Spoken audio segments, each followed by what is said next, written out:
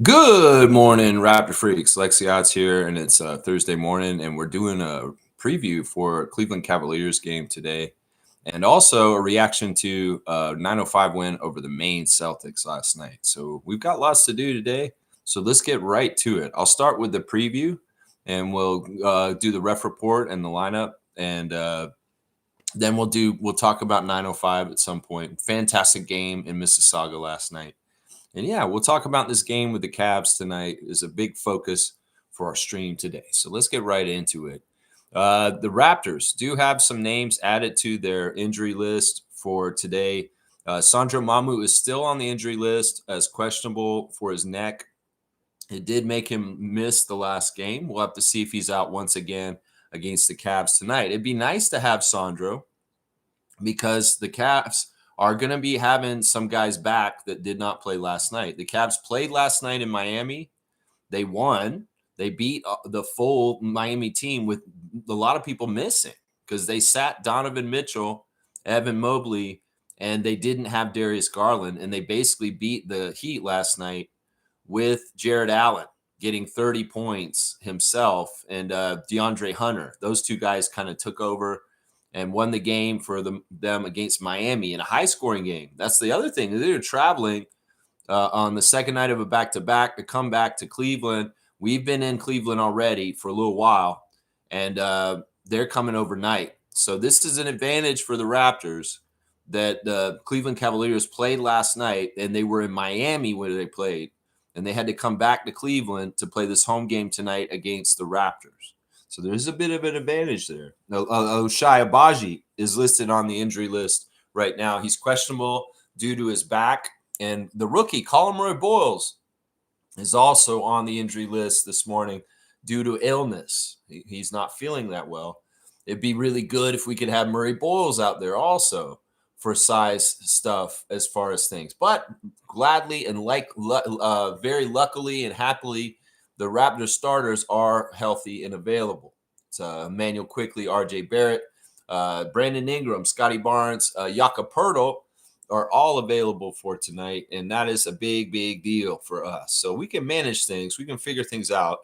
But, yeah, we're missing a couple of backup bigs, which could hurt us in some ways. We got to watch out for that. I mean, it may very well be. Jonathan Mobo has been called up back, I think, from playing for 905 last night back to the Raptors, and he probably is likely to be around the team tonight and available to play. He'll be on his own back-to-back because he played last night. So that's what I'm looking at with the team. We'll have to see. Maybe there's enough guys that are missing that maybe one of the two-ways gets called up too. We'll have to see. Although the Raptors 905 do have a game coming up on the road that they have to go set up for too. Cavs side of things. Let's see their injury list. Max Strus has been out for a while. He apparently is not wearing a walking boot anymore, but he still has a lengthy recovery process ahead, according to Chris Fedor of the Cleveland Plain Dealer. So, yeah, it's his foot, and he's missed this whole season so far. Donovan Mitchell rested last night, but he will be playing tonight, as is Evan Mobley, the same thing. So, the big reason why they did it this way is because the Cavs are worried about the season series with the Raptors. They lost the in-season tournament game to us already, and they're down 0-1 in the season series against us. They feel like, I think Kenny Atkinson strategically wants to be ready for the game against us tonight because they don't want our season series to go 0-2, where we're up 2-0 over them. I think that is very strategically important to them for playoff implications and seeding, that they stay competitive in matchups with Eastern Conference teams that they have to fight for playoff seeding with.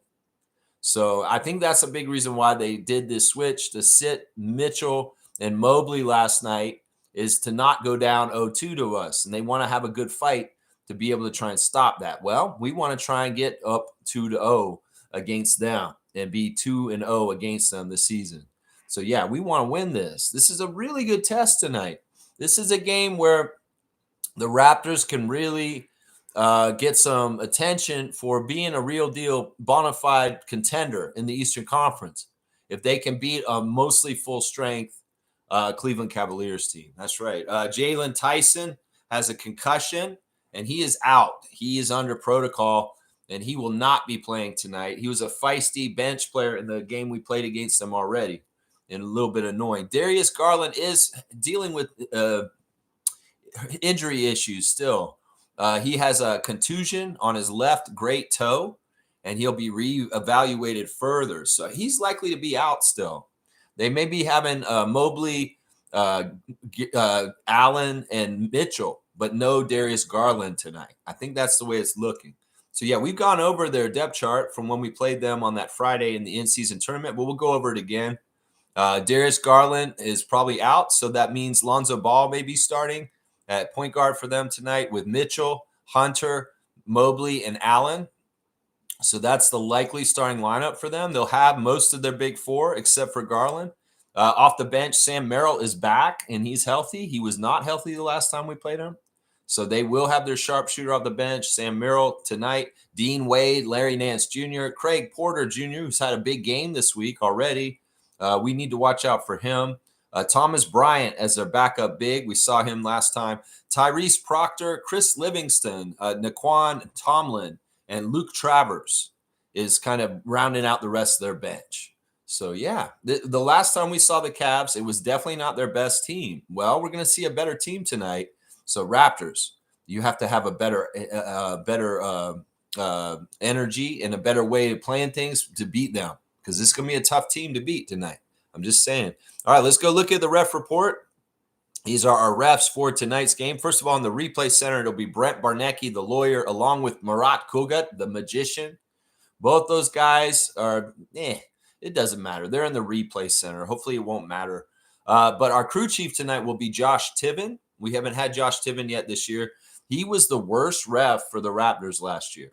We lost every game that he ref last year. And he even took away that game winner that Jamal Shed hit in that one game where he said, no, it was a split second too late. So he was absolutely, in my ref rankings for last year, the worst ref to the Raptors last year, Josh Tiven. Now, the crazy thing is Josh Tiven's been good to us in other years. It's just last year, he was really bad to us, really, really bad. Number 58 in his 16th season out of Norwich, Connecticut.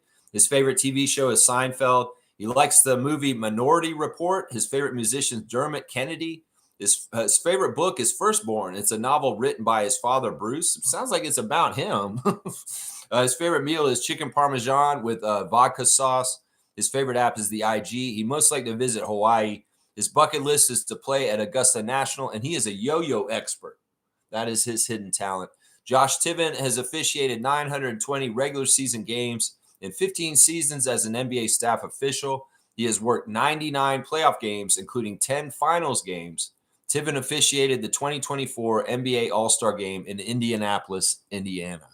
Yeah, Tiven is an interesting ref with the splits. He's the middle ref with the splits today between things. We win 54% of our games with Josh Tiven, which is not a bad percentage at all. And the Cavs win 47%. So he favors the Raptors 54-47 by the winning percentages of the teams with him historically. So, yeah, 54-47, favoring the Raptors historically. The second ref is Kevin Cutler. Very, very big ref, big dude. 6'7", big dude. He's the guy who threw out Fred VanVleet early in the third quarter in one game a couple of years ago. Just threw him out for no reason. It was kind of messed up. Number 34 is 16th season out of L.A. His favorite TV show is Homicide, Life on the Streets. He listens to Luther Vandross. His favorite book is Positive Intelligence. His favorite meal is chicken. He most like to visit Africa. Well, once again, I offer any referee that'd like to visit Africa to call Masai Ujiri and go and participate in Giants of Africa, or go and officiate for the Basketball Africa League for a little while, just to give back and teach the referees over there the skills of an NBA ref. So Kevin Cutler, if that sounds good to you, maybe you should look into that. And you can get a nice trip to Africa and do some really good mentoring. Seriously. His bucket list is to play 20 of the top 100 U.S. golf courses. Why not try and play all 100, Kevin Cutler? It sounds like you're not aiming high enough. Just 20 of the top 100? Why don't you try and go get all 100? Maybe you're just too busy reffing. You don't have enough time to golf like that. Well, you got to balance your life better, like Kyle Lowry or Charles Barkley. I'm sure you'll be golfing enough then. That's right. His hidden talent is playing the trumpet. So he plays the trumpet. Yeah, Kevin Cutler has officiated 829 regular season games and 14 playoff games and 15 seasons as an NBA staff official. Yeah, Cutler is the worst ref for the Raptors today, but he favors us. So that's not bad. We win 49% of our games, which is a good percentage. It's above our franchise mark. And the Cavs win 46% of their games. So it's pretty even. 49 to 46 is the split, but favoring the Raptors slightly with the second ref, Kevin Cutler. The third ref is the best ref for us, but she doesn't favor us. It's interesting. Danielle Scott is going to be the third ref tonight, number 87, her fifth season out of Woodland Hills, California. Her favorite TV show is The Fresh Prince of Bel-Air. She likes the movie Love and Basketball. She likes the book Think Like a Monk. Her favorite meal is chicken tikka masala. She likes Pinterest. She wants to visit Iceland. She wants to learn sign language, and her hidden talent is photography. Danielle Scott has officiated 126 regular season games in 4 seasons as an NBA staff official. She has also refereed 26 regular season games as a non-staff official in the 2020-21 NBA season. Yeah, she's the junior ref, and we have our best record with her. We win 56% of our games when Danielle Scott is present. Meanwhile, though, the Cavs win 60% of their games. So 56 to 60 is the split with the third ref, Danielle Scott, favoring the Cavaliers.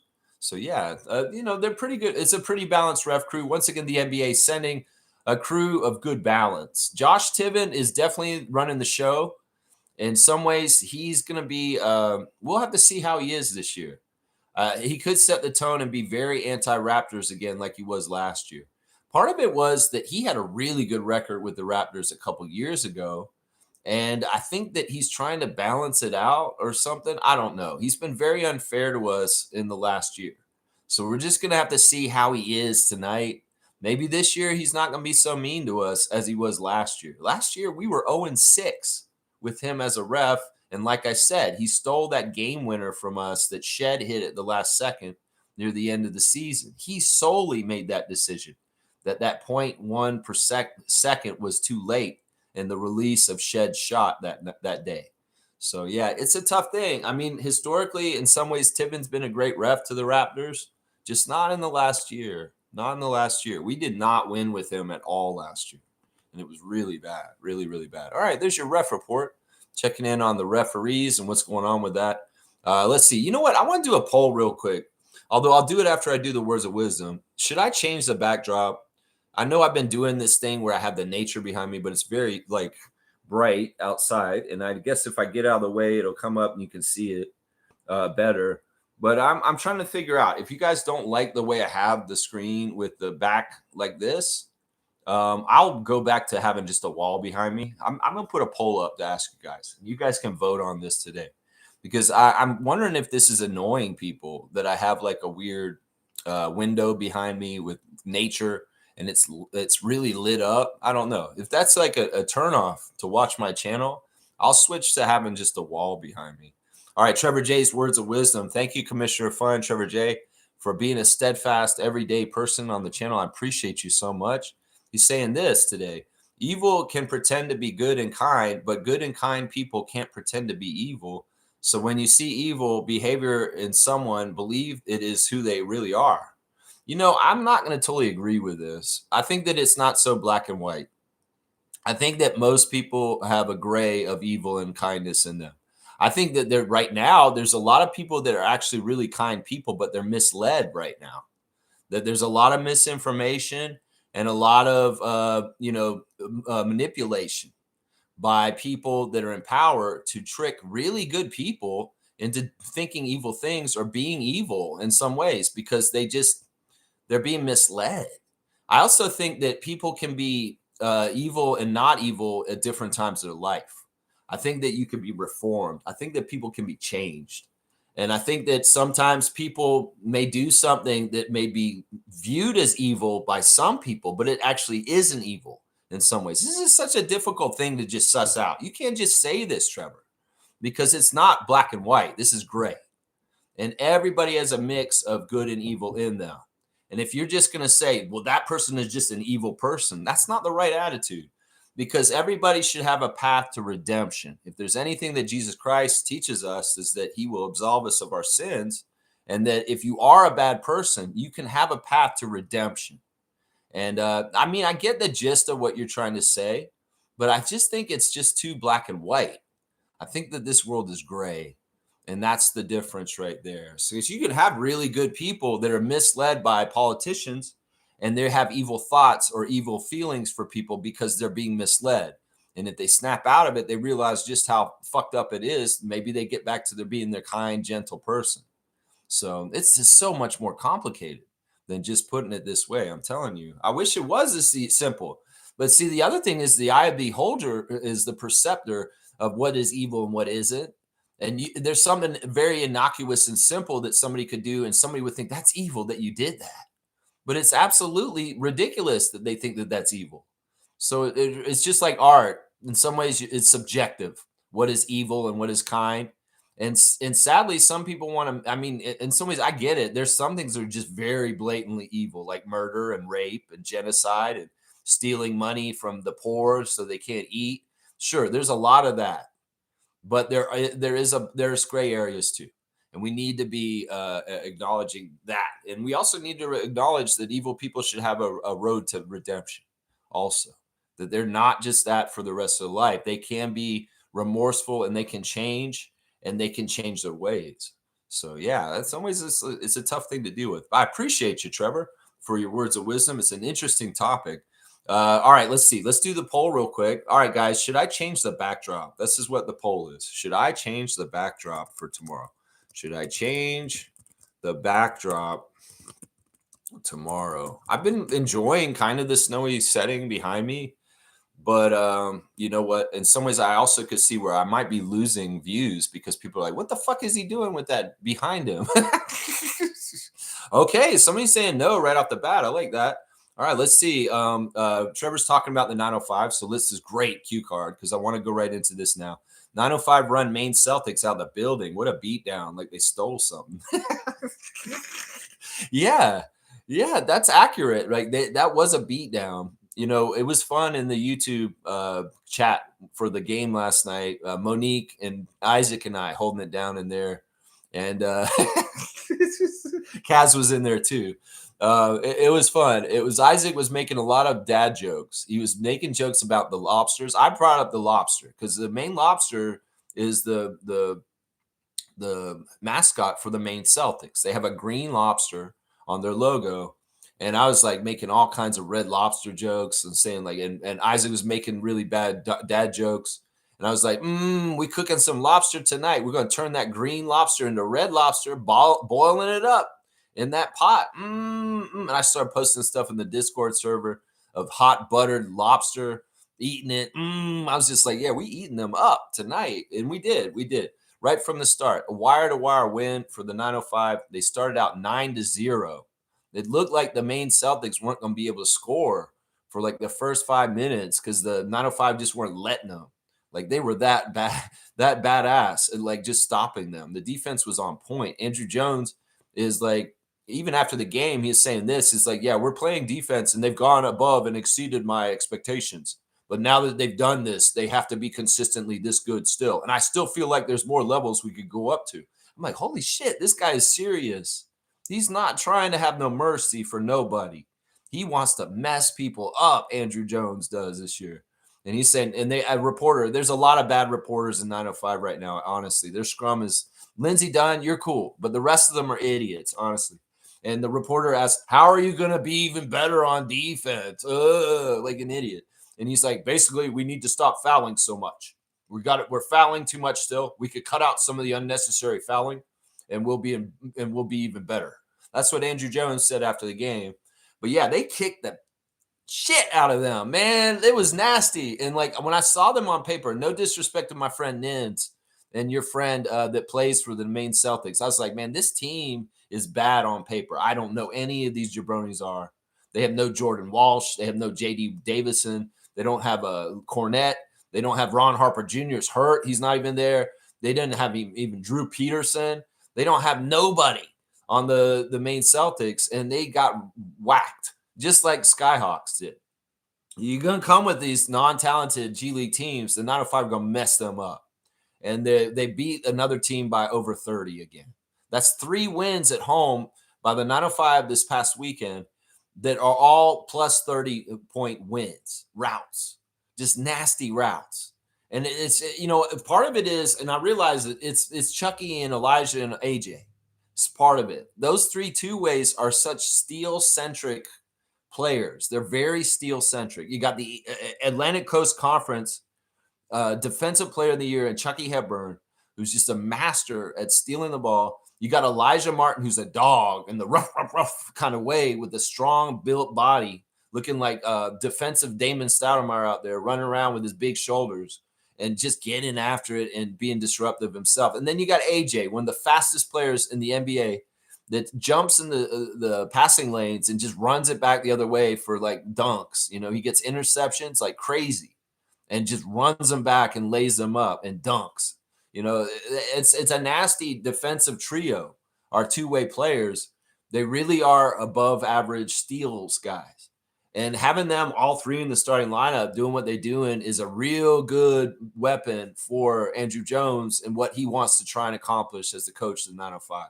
You add in that we've actually got some very decent big men on this team also. Roddy is like this year's Eugene Omoruyi, this year's Justice Winslow, a guy who's been in a couple years in the league and has a lot of NBA experience, but he's a very useful, big, strong player that can do very strong things like with defense and rebounding. And he has a lot of ability too. He can hit threes. He can do different stuff like that. Then Julian Reese has been an absolute godsend coming in as far as like he plays the power forward position like it's supposed to. There's no lightness to him about playing that position. In fact, last night I was saying that man plays like Oak Tree. He does. In some ways, he's no nonsense. He's big. He's immovable. He rebounds and he plays like with space. In some ways, Julian Reese, if he continues to progress the way he's progressing with the 905, he has a path to the regular Raptors. I'm going to say this right now. He has a path to the regular Raptors. Julian Reese, you continue to listen to Andrew Jones. You continue to buy into the Raptor way of doing things. I could see you making it up to the big squad in the next 2 years if you keep around because you're useful. Your body is very big. And in some ways, what we need up on the big team is in you. It's just if you weren't so green and so inexperienced, I would feel better about bringing you up there. But in some ways, you may be the solution to some of the size problems for the Raptors down the road. It's a very interesting prospect, Juju Reese, because he's very strong and he's very active. And I like that one of the things he does is he does not shy away from confronting people attacking the paint against us. That's something that Oakley would do. You come into our paint, he's coming to meet you with physicality. And that means your ass goes to the ground. That means your ass goes to the ground. And I love that about Reese. It's a throwback. It's he's an old school power forward like Buck Williams, Otis Thorpe, and Charles Oakley would be. And in some ways, I respect that so much in a league that does not have this archetype coming up that much anymore. And in some ways, he does it with a big smile and a humble heart. So I like you a lot, Reese, so far. In some ways, you're very much impressing me. So you add in these couple of big guys, you got these steals, and the Raptors 905 defense is off the charts. It's off the charts right now. It's amazing, man. I love it. Yeah, we're going to do the stars of the game. Let's do that real quick right now. Yeah, let's see. All right, my number 1 star of the game last night was the hometown hero, AJ Lawson. Listen to this, man. AJ did this shit, y'all. He outscored his minutes. He only played 30 minutes last night, and he scored 35 points. He had 8 rebounds. He had 2 assists, 2 steals, 3 blocks. 3 blocks! He had 3 blocks, y'all. Only 2 turnovers. He was 12 of 20 from the field, 60% shooting, 4 of 7 from 3, which is 57% shooting, and he made 3 out of his 4 free throws, a plus 32. AJ Lawson was described by Elijah Martin after the game as uncredible. Uncredible, which was a goofy thing. Lindsey Dunn thought it was a joke with them, but no, it was just Elijah mispronouncing incredible. He said he was uncredible. I'm like, what do you mean? He's very credible. He got 35 points in 30 minutes. You know who's uncredible is some of those Raptors 905 media reporters, especially that guy who keeps bringing up the snow and Canada being cold. Whoever the fuck you are, bro. Shut the fuck up. You don't need to ask Elijah Martin about the snow and how he's dealing with it. You know, in some ways, it's like, dude, we get it. They're in Canada. Can you get a new kind of line of questioning? This dude who asks questions about being in Canada over and over again, just shut the fuck up, bro. There's some real jabronis out there that are uncredible in the Raptors 905 media scrum right now. Lindsay, you're good. Lindsay, you're good. We know who Lindsay Dunn is. We hear your voice. You're fine. It's these jabronis that are out standing next to you, Lindsay, that are absolute idiots with their questions. I mean, shut the fuck up, bro. Asking Elijah Martin about snow and shit like that. It's tired. And in some ways, you just push dumbass tropes that can be left behind. Let's just put it that way. The second star of the game is Elijah Martin. You know, they gave Elijah the chain last night. Andrew Jones came into the locker room and gave Elijah Martin the chain, but he took it off himself and he gave it to AJ. Seriously, isn't that crazy? He felt like he didn't deserve it because AJ got 35 and 30. And Elijah had a good game too. He had 20 points in 28 minutes. He had 4 rebounds, 2 assists, 1 block, no turnovers, a 7-13 from the field, shooting 54%, 2 of 5 from 3, made all 3 of his free throws, a plus 32. But Andrew Jones came in and said, "Where's Elijah? Here, I want to give you the chain." He put that chain around Elijah Martin's neck, and Elijah took it right off and said, "Where's AJ?" And he put it on AJ instead. That's never happened before. That's very interesting that he did that. Of course, AJ Lawson got the chain in the first game of the season against College Park Skyhawks last Friday. And, that's 2 chains for AJ, even though Elijah got the one this time. So they're trying to give the chain around to different people. And, well, AJ had already gotten the chain, but they gave it to him again. Elijah gave it to him back. It's very interesting. Elijah Martin brought up that, yeah, the snow is interesting. I like change. It's new. It's different. He didn't diss it. In some ways, he's a Southern boy from Mississippi with a Mississippi tattoo up his leg. But he's a Southern guy. He spent time in Florida. And, yeah, the snow is different. But he handled it with grace. He said, look, I'm the kind of guy who likes change, that likes going through different things to learn about myself and to become a better person. So he's totally cool with being in Canada and seeing the white stuff on the ground, stuff like that. Although he did say that he needs a scraper for his car because he didn't realize he needed one. He went out the other day and the snow was on the car and he was like, "What do I do?" And he's like, he went and got a golf club, and cleaned his car off with the golf club. He said, "I need to get a scraper to get the ice and the snow off my car and for next time." I think he's walking through this unflinchingly in stride. And there ain't no problem with the Southern man being up here in North with the snow. No, sir, Neil Young. Ain't no problem with this Southern man being north of the border in Canada. He's enjoying it, and he's relishing it, and he's enjoying being on a badass team that's routing teams by 30. Let's just put it that way. So Elijah Martin, respect. Don't take those corny-ass questions from jabroni 905 media people who are giving you bait to get you in trouble. Good job. Because maybe that's what that guy's doing. That goofy guy who's like, "Hey, what do you think about being in Canada?" The dude fucking asks everybody this over and over again. Bro, get some new questions, you piece of shit. Seriously, what kind of fucking reporter are you? Are you Daily Hive or some bullshit like that? Like, who the fuck are you even? I don't even know. I need to learn who the media scrum are for 905 because there's definitely some Canada guy who always asks about Canada. He's got to try and make it his thing. Even it starts his question by saying, "I kind of ask everybody this about Canada. Canada this. How are you adjusting to Canada? What do you love about Toronto? What do you just get over yourself, you stupid ass shit. Maybe learn something about basketball and ask them basketball questions instead of geography questions, Mr. Geography nerd. Motherfucker. Seriously, it's so stupid, man. Lindsay, you're awesome. Those other guys that are sitting next to you are idiots. Let's just put it that way. And this is one of the reasons why these guys are idiots. Look, this is the first thing. One of these idiots asked Andrew Jones after the game last night. Obviously, Jonathan Mobo didn't have a very good game tonight because he was sent down to the 905. Andrew Jones wasn't having that. He got pissed. And Darko has set this mandate.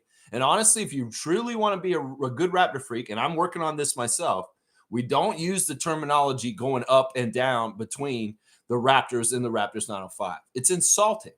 To Darko, the way he looks at it is it's where their level is the same. It's just that you're going to the extended roster and you're playing supplemental games on that roster. And there's no going up to the main roster, and there's no going down to 905. They don't want to use those terms. And Andrew Jones corrected this jabroni in the media last night by saying, no, we do not say down. He came here, and that's it. And, we don't use the words up and down when it goes from transferring from 905 to the Raptors. That's just a mandate that Darko set in the last couple of years. He's been saying it on the download of people for a while, and Andrew was holding that up. Now, this guy tried to come in and paint that Jonathan had a struggling game last night, and he wasn't very good last night. He's absolutely full of shit because Jonathan Bubba was my third star for the game last night. He was fine. I don't understand this crap. Like, I guess this is one of these jabronis that only looks at scoring as being what's important. But listen, you tell me if Jonathan had a bad game. I'll read you his line. Because I'm like, what is this fucking jabroni? And even Andrew, when he answered the question, was like, I don't see Jonathan having a bad game last night. This doesn't make any sense. Like, what the fuck are you asking me this? Mobo, 28 minutes, 12 points. Okay, he only had 12 points. But remember, he's in the Scotty role. When he's at 905, he's in the Scotty role. Okay, 12 points, 8 rebounds. Okay, that's fantastic. 3 assists, 3 steals, 4 blocks. That man's stat stuff. He got 4 blocks and 3 steals. He had 7 stocks. And he also had 3 assists and 8 rebounds. And he shot 6 for 7. He only missed 1 shot and shot 86%. How the fuck did this guy have a bad game? This jabroni in the 905 media strom saying this shit. What an idiot. He was also a plus 24. I don't get this, man. Do you not understand what Jonathan's role is? He's a glue guy like Scotty. And at this level, when he's with the 905, he's basically doing the Scotty stuff. And he did last night. He was passing nice. He was doing all kinds of stuff to help them win. And he did. He helped them win. And you know what? I think Jonathan's been awesome. He was really good with the interviews.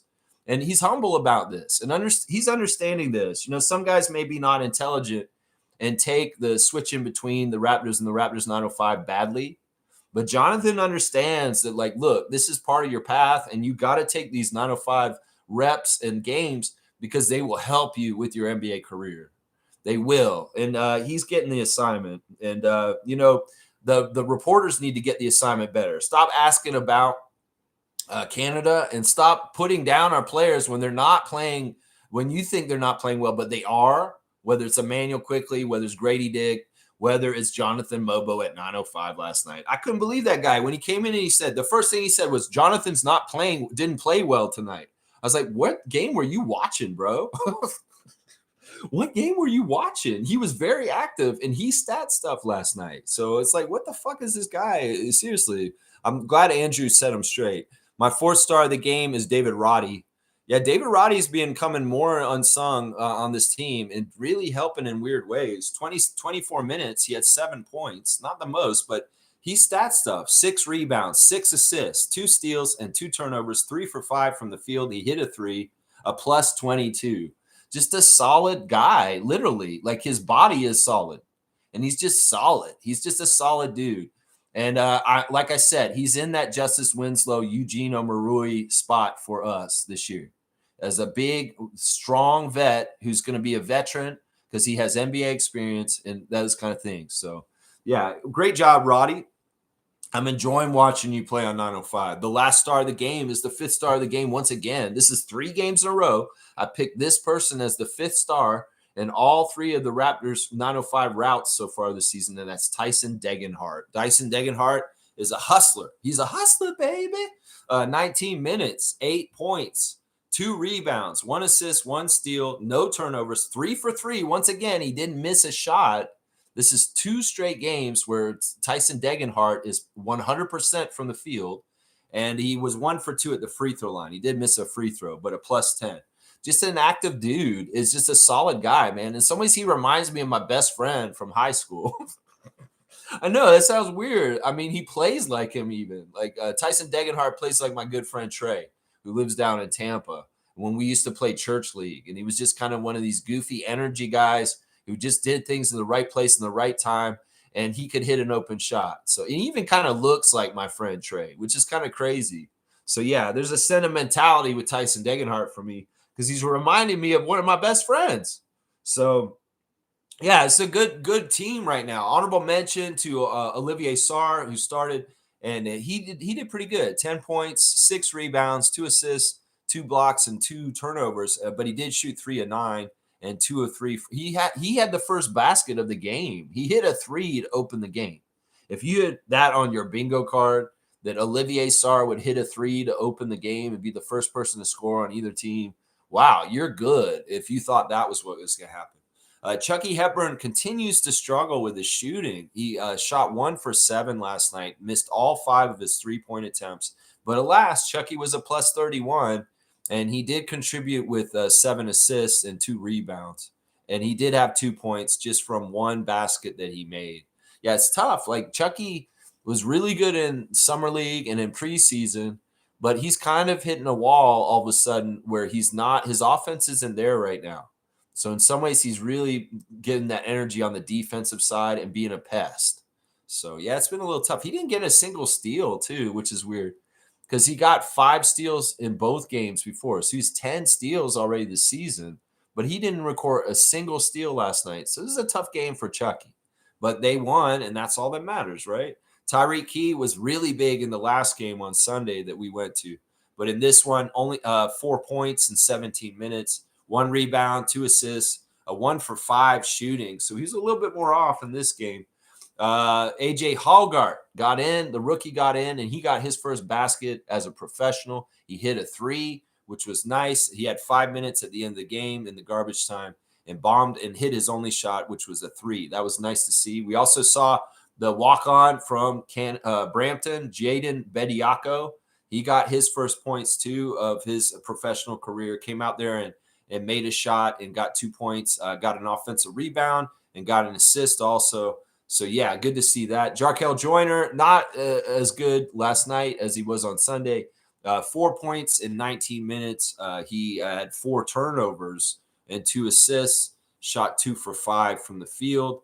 And then Julian Reese, as I said earlier, he was interesting. He got 4 points in 18 minutes, 4 offensive rebounds with 11 rebounds altogether. 2 assists, 4 block shots also. That's what I'm saying. He's playing like a real big man. 11 rebounds and 4 blocks. And he had 3 turnovers also. But yeah, 2 for 5 shooting for Juju Reese. Just like I said, a solid player, a solid guy. He's an honorable mention for last night also.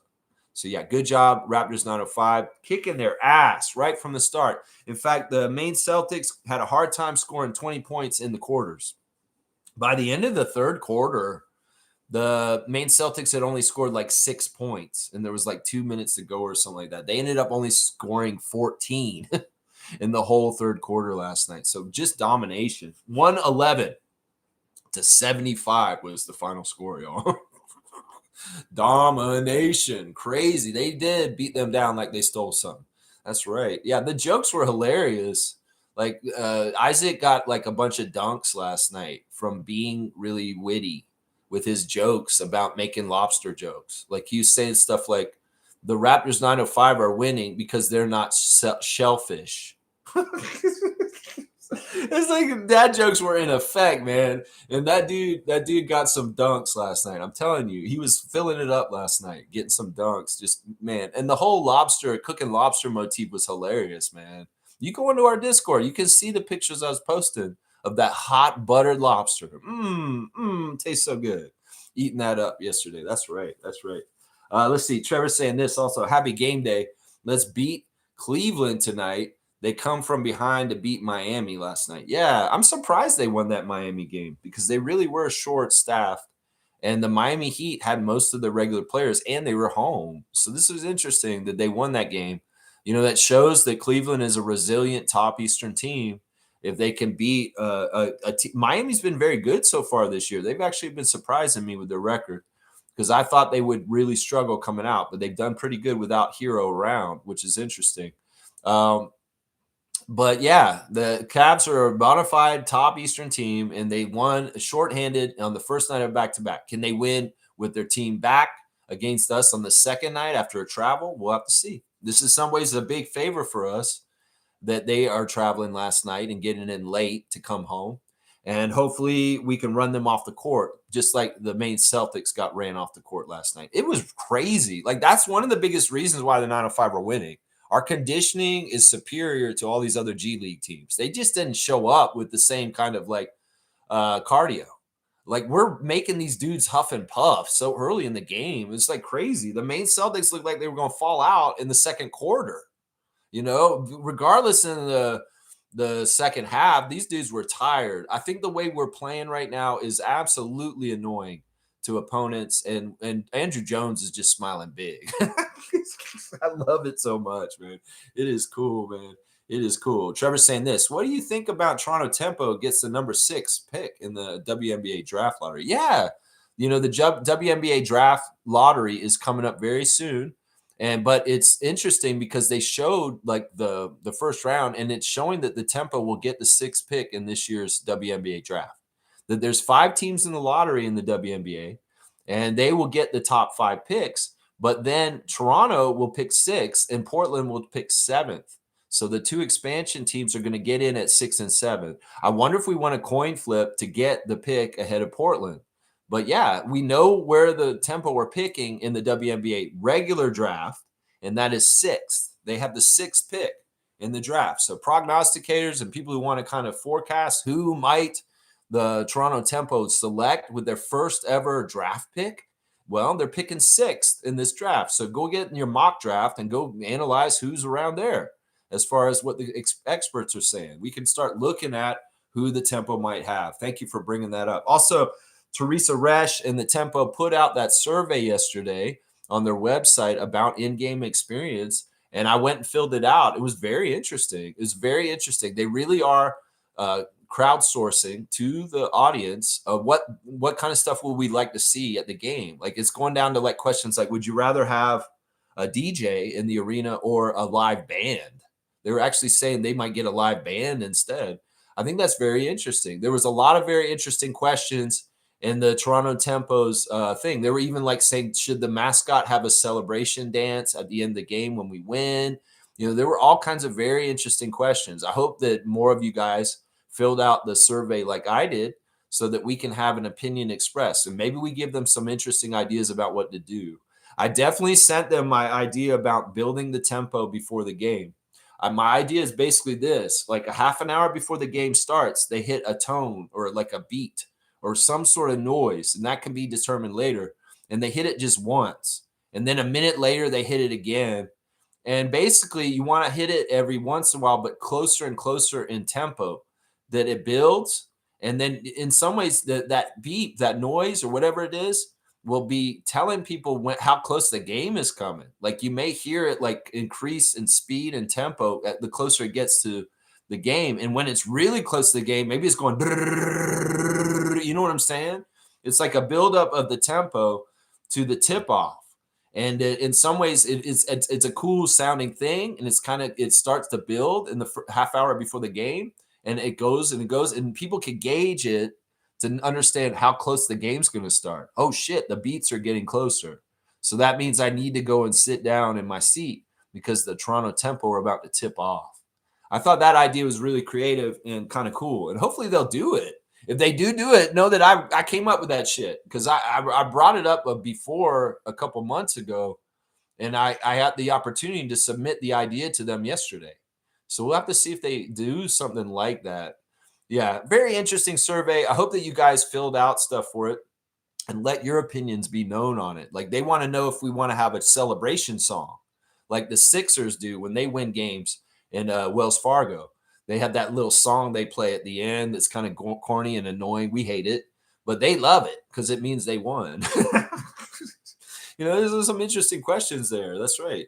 Let's see. Trevor is saying this. Delano back in the G League playing for Texas Legends. Yeah, I saw that post that you put in there. Yeah, I mean, I figured that's the next stage for him. He's not on a regular NBA roster with Portland anymore. So he's going to find a spot on a G League team that'll say, yeah, we'll have you here, and you're on a G League contract now. So in some ways, Delano's like David Roddy. He's in a place where he's not actually on an NBA team, but he's in the G League, and he's hoping that he can find a path still from that team to back to the big league. So, yeah, wish you very much good luck on the Texas Legends, the G League team for the Dallas Mavericks, Delano Band. Yeah. The Raptors 905 are doing so well right now that I would not be surprised if some of them get pulled up to the league. Seriously, because they're playing so well right now. I could see people coming and saying, hey, we want to bring you up and put you in the league. There's a squirrel out there. James is here. Raptor Freak James, good morning to you, man. Yesterday, a Raps podcast was talking about how the Raptors starting lineup is badly constructed. Do you agree? If so, what kind of changes would you make? I don't give a shit about other podcasts. Look, opinions are like assholes. We all have them. And somebody's like, look, if it's negative about the team, I don't even care, James.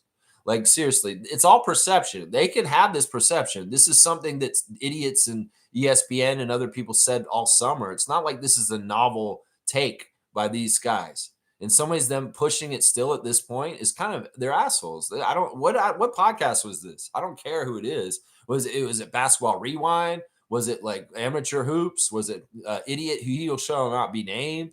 I mean, who was it that was saying this shit? Because honestly, they need to watch the game and just gauge for themselves. I got so sick of pundits this summer telling us how bad we were going to be and how our team won't fit. They just kept saying that all year. It's like they wanted that to be true, but it's not actually true, James. We can watch them and see how they fit. If there's any kind of stepping on toes or anything like that, there's not, because Scotty and RJ and Brandon have it worked out. And honestly, IQ and Yak are going to be who they are, and everything's fine. I don't get why this person would waste their time creating a podcast like this when obviously we can see the Raptors just won 5 out of the last 6 games, and this shit is working. It's not even that. It's like we're not even as good as we could be. We're still learning, and we're still getting W's right now. So that podcast, I mean, I would tell you to stop watching that podcast because it sounds like they're negative and they're talking out of their ass. Is what I would say like that. It sounds like they're recycling ESPN bullshit from this summer is what it sounds like to me. Yeah. I don't want to make any changes. I'm not the GM, James. That's not how this channel works. I think in some ways you guys forget what I do here. I don't tell Bobby how to do his job. I think that if he got Daniel Gafford, that'd be great. And Michael Grange coming out with talking about how the Raptors have been interested in him before. And that they are probably going to look at him again. Well, that's bona fide saying there may be some smoke to this fire. There may be some fire to the smoke. So, I don't just speculate just out of the blue. And I'm not making any changes. Those are our starting 5, and we're going to fucking keep going with them. So, yeah, just because these jabronis on their show think this doesn't mean they're right. James is saying this. Ingram needs to go for a 30-piece. No, he doesn't. None of our guys need to go for a 30-piece. We can have balance and win. If Ingram gets 30 points, well, that'll be natural, and that'll be through the game flow, and it'll just happen. Not because he is forced to or has to. He doesn't have to do anything. As long as we win, that's all I care about. Ingram could score 5 points, and we win. I care more about that than him scoring over 30 and we lose.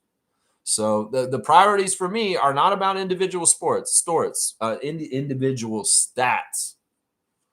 It's about just the one stat, the team stat that is this. This is the only stat that matters to me. I don't give a shit if Brandon gets 5 points or 30 points as long as we win. That's all that matters, man. That's all that matters. If he gets a 30-piece because he's just kicking ass, that's great too. And he'll be one of my stars of my game. So I understand what I can control and what I can't. And in some ways, that's something I know I can't control. Brandon can, but we'll see if he does it. Kareem's here. Good to see Kareem Thomas, the Michael Jordan dunker of our league. I was thinking that you're Michael Jordan and Seymour is Dominique Wilkins. And Isaac Campbell is coming up in the dunk ranks. I was trying to figure out who he was. At first, I said he was the Isaiah Ryder of our Raptor Freak dunks. But then I was like, maybe he could be Spud Webb. Or maybe he's even Vince. Maybe he's Vince. I don't know. Isaac, are you Vince? I don't know. I'm trying to figure out which dunkers you guys are for your dunks and what you do. Because in some ways, the artistry of Isaac Campbell's dunks is like Vince. It's very creative and very different. But in some ways, Michael, it was the king of the dunk championships because Vince only did it once. And he only won one time. I mean, Michael won multiple times. He was in that shit almost every year. And that's why Kareem is the Michael Jordan of our dunks. Yeah, but Seymour's Dominique. He's coming for him this year. It's very interesting, man. Very interesting. Kareem's saying this. Is our roster all green, light, or is Yak and Mamu still injured? Yak is fine. Yak is playing. I did the injury report earlier.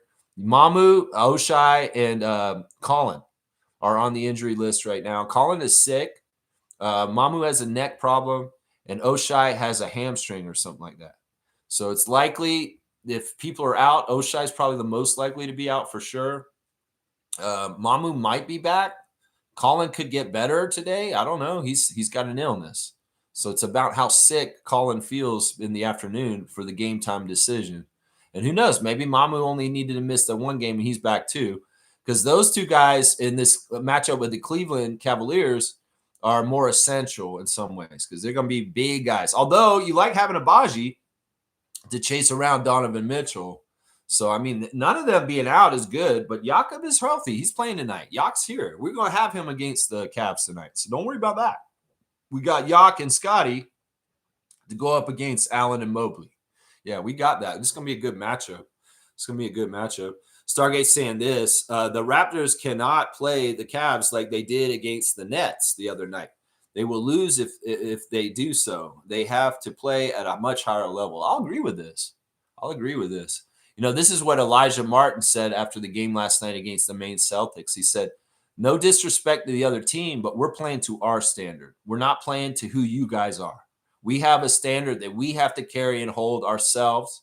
And we have, even if y'all are bad, even if y'all are inept and you're not a very good team, we have to play at a high level ourselves. And that's what they're trying to do in the 905. And in some ways, the Raptors need to do this also. Now, they played the Nets the other night, and they didn't play as well as they could have, but they still beat the Nets. You know, the saying that I say with Roots all the time, Stevie Roots, my good friend, and when we text each other every game day is just win. And that means, you know, it doesn't have to be pretty. It doesn't have to be exactly perfect. It has to be enough to win, though. And what is that amount of excellence and doing things right to make sure that you win? That's all that matters. Just win. That's all I care about. It could be ugly. It could be messed up. If you are the team that has one more point than the other team and we won, that's all I care about, Raptors. It doesn't have to be exactly perfect.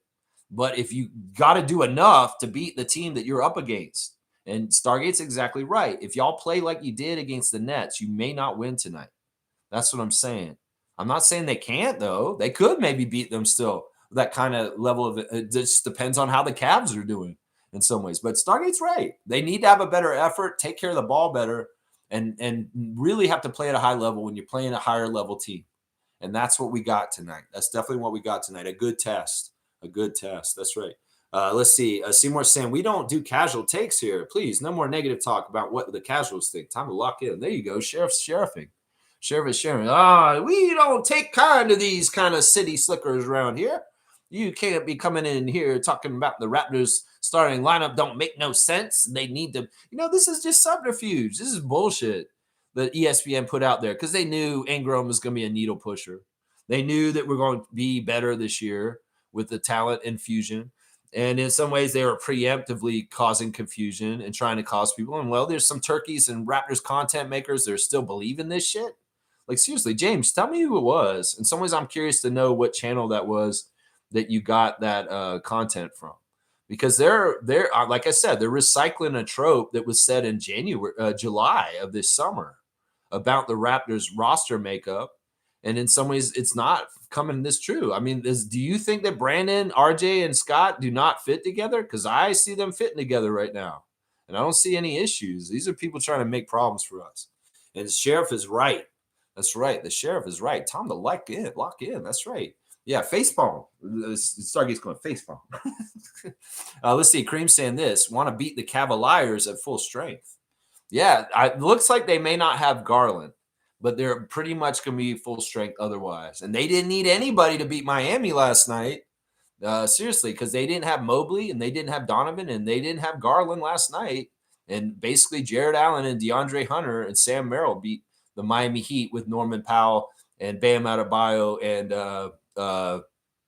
Davion Mitchell and those guys down there. Yeah, they had most of their dudes other than Tyler Hero for the Heat, but they still lost to the Cavs with only one of their big four. You know, that in some ways you could gauge that as being, well, the Raptors may be better than the Miami Heat because we beat the Cavs when they had only one of their big four. And in fact, we beat them at home. They beat the Heat in Miami. So I don't know. I'm gauging it that way too a little bit. That's right. Stargate saying, are Oshai and Sandro good to go? I don't know. It's the kind of thing where this will be an afternoon thing where they decide them finally. And, in the Discord server and our Facebook group, we'll post the news as soon as it's revealed by people like Doug Smith, Blake Murphy, Josh Lewinberg, those guys. Michael Grange, when they come out with the announcement of who's going to be available and who isn't in the last call around 4 o'clock, we'll have that information then. But right now, they are under injury list right now. That's right. Shaq Lindsay's here. Good to see Shaq Lindsay. Thank you for supporting the channel. I just want to say something about this Epstein files and the obvious cover-up. How the hell these Americans can allow this man to continue to corrupt your country? People wake the fuck up. Yeah, I mean, in some ways, this is the string that needs to get pulled. They were so holding off on swearing in this Arizona representative. And well, she got sworn in yesterday, finally. And she got sworn in standing next to 2 Epstein survivors, like a group of them, I think. So, yeah, this stuff is coming out more. We're seeing this. There's some paperwork that came out with Epstein talking about Trump very blatantly. Now, this is the thing I don't understand. All the information that was released yesterday isn't even the file yet. This is just stuff that has been already in the House in their evidence that they know about. But there is more to be revealed and put out. And that is what's going to happen very soon. And hopefully this will be huge. And hopefully things will change. Who knows? Because this is the thing that's different about this. There's a lot of QAnon people that hate pedophilia. There's a lot of people that absolutely, like our old friend that used to be around us, that was one of the biggest things he cared about was hurting children. So there's a lot of people that have been supporting Trump that are not going to be cool with his part in Epstein and all this stuff. And there will be a big, huge part of his people that will turn on him because of this. And that he doesn't have a whole lot of people on his side at this point anyway. So this is very interesting. We're going to have to see how this goes. You're exactly right. But this is the true test for democracy in the United States right now is oligarchy, corporate interests, and the very, very rich. Are they able to have a facade of democracy and freedom, but still have very much strong power over everything? Like, is this a mirage or not? Are we able to do things as the people to influence things at this point? Or are they completely controlling things? In some ways, this is a test for this, Shaq Lindsay. And well, we're just, in some ways, we're spectators, just like watching the Raptors game tonight. We're just kicking back and seeing how this all goes down. So yeah, I'm with you, man. They need to wake the fuck up. And there's a lot of speculation that people have been very loyal to Donald Trump over the last 5, 6 years or 8 years that they won't be. They won't be after what happens and what's revealed in this. We'll have to see. We'll have to see. G saying this, Raptors have 3 players averaging 20 points plus. May have dropped a bit since last game. Only team in the league that has had that. Yak, when healthy, is a good serviceable big and IQ getting back. Yeah, this is him answering, I guess, James's question about the lineup. No, IQ and Yak are starting to show their synergy again, which is fantastic. We just need to develop and reveal more of that chemistry with our team. And, great players like Scotty, Brandon, and RJ and the other 2 guys, IQ and Pirtle, they're going to start learning more about each other and working off each other. We're just scratching the surface with Ingram. In some ways, the last game we saw him moving a lot more confidently and in a concert with his teammates. And, the synergy between Barrett and Barnes is top notch already. They really do have a great connection. I mean, if anybody was questioning whether RJ and Scotty could play together, oh, yeah, they could play together. And they play together very well. So we just need to have more time of them together, more reps, as we've been saying for a couple of years. And the chemistry will grow more and more. And, we're just in the first month of the season, really, still. We just finished it. And we're going to be going, like, what are we going to look like around March, guys? With hopefully a very healthy year with a lot more time accrued of experience with these guys playing off each other. Because we're seeing more new developments and new levels where they can get to. And that's the way they all look at it, is this is a work in progress. Over the whole entire course of the 82-game season, they're supposed to get better progressively, better and better. And they're looking pretty damn good right now. I'm just saying, and they're going to continue to get better. I'm just saying. Let's see. Looks like a good starting lineup to me. That's right. I like our starting lineup. Like I said, some people are going to say shit to just try and confuse things and mislead people.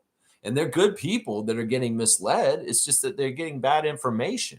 You know, they're getting bad information. That's part of the reason why I do this channel, is because I'm trying to get the information right for people. Seriously. G saying this, they also all know how to pass. Darko wants high IQ passers, which is not always easy to find. Yeah, I mean, some of it's so sneaky, like these thread the needle passes and like putting the ball back, Scotty's no look stuff, you know. Yeah, they're very good. I think all of them are very good passers, and that Bobby has given a team and molded the team in the time of Darko more and more to players that work well with what even Colin Murray Boyles is showing a great passing aptitude as a rookie already. Speaking of Colin, they came out with a ESPN rookie rankings, and Colin is appearing on it this morning, guys. Zach Cram with this out. Number one right now, and this is crazy. This just goes to show how weird they are. Cedric Coward is the number one rookie ranking right now. And that I find that very interesting that they put him all the way up there for some very powerful play that he's had so far this year. VJ Edgecombe is number 2 on the rookie ranking list. Con Knipple is number 3. I wouldn't have called that. Number 4 is Dylan Harper, even though he's a little bit hurt right now. Number 5 is Ryan Kalkbrenner. So they picked the big center for the Hornets, another Hornet in the top 5 of the rookies. That's crazy. Number 6 is Cooper Flagg.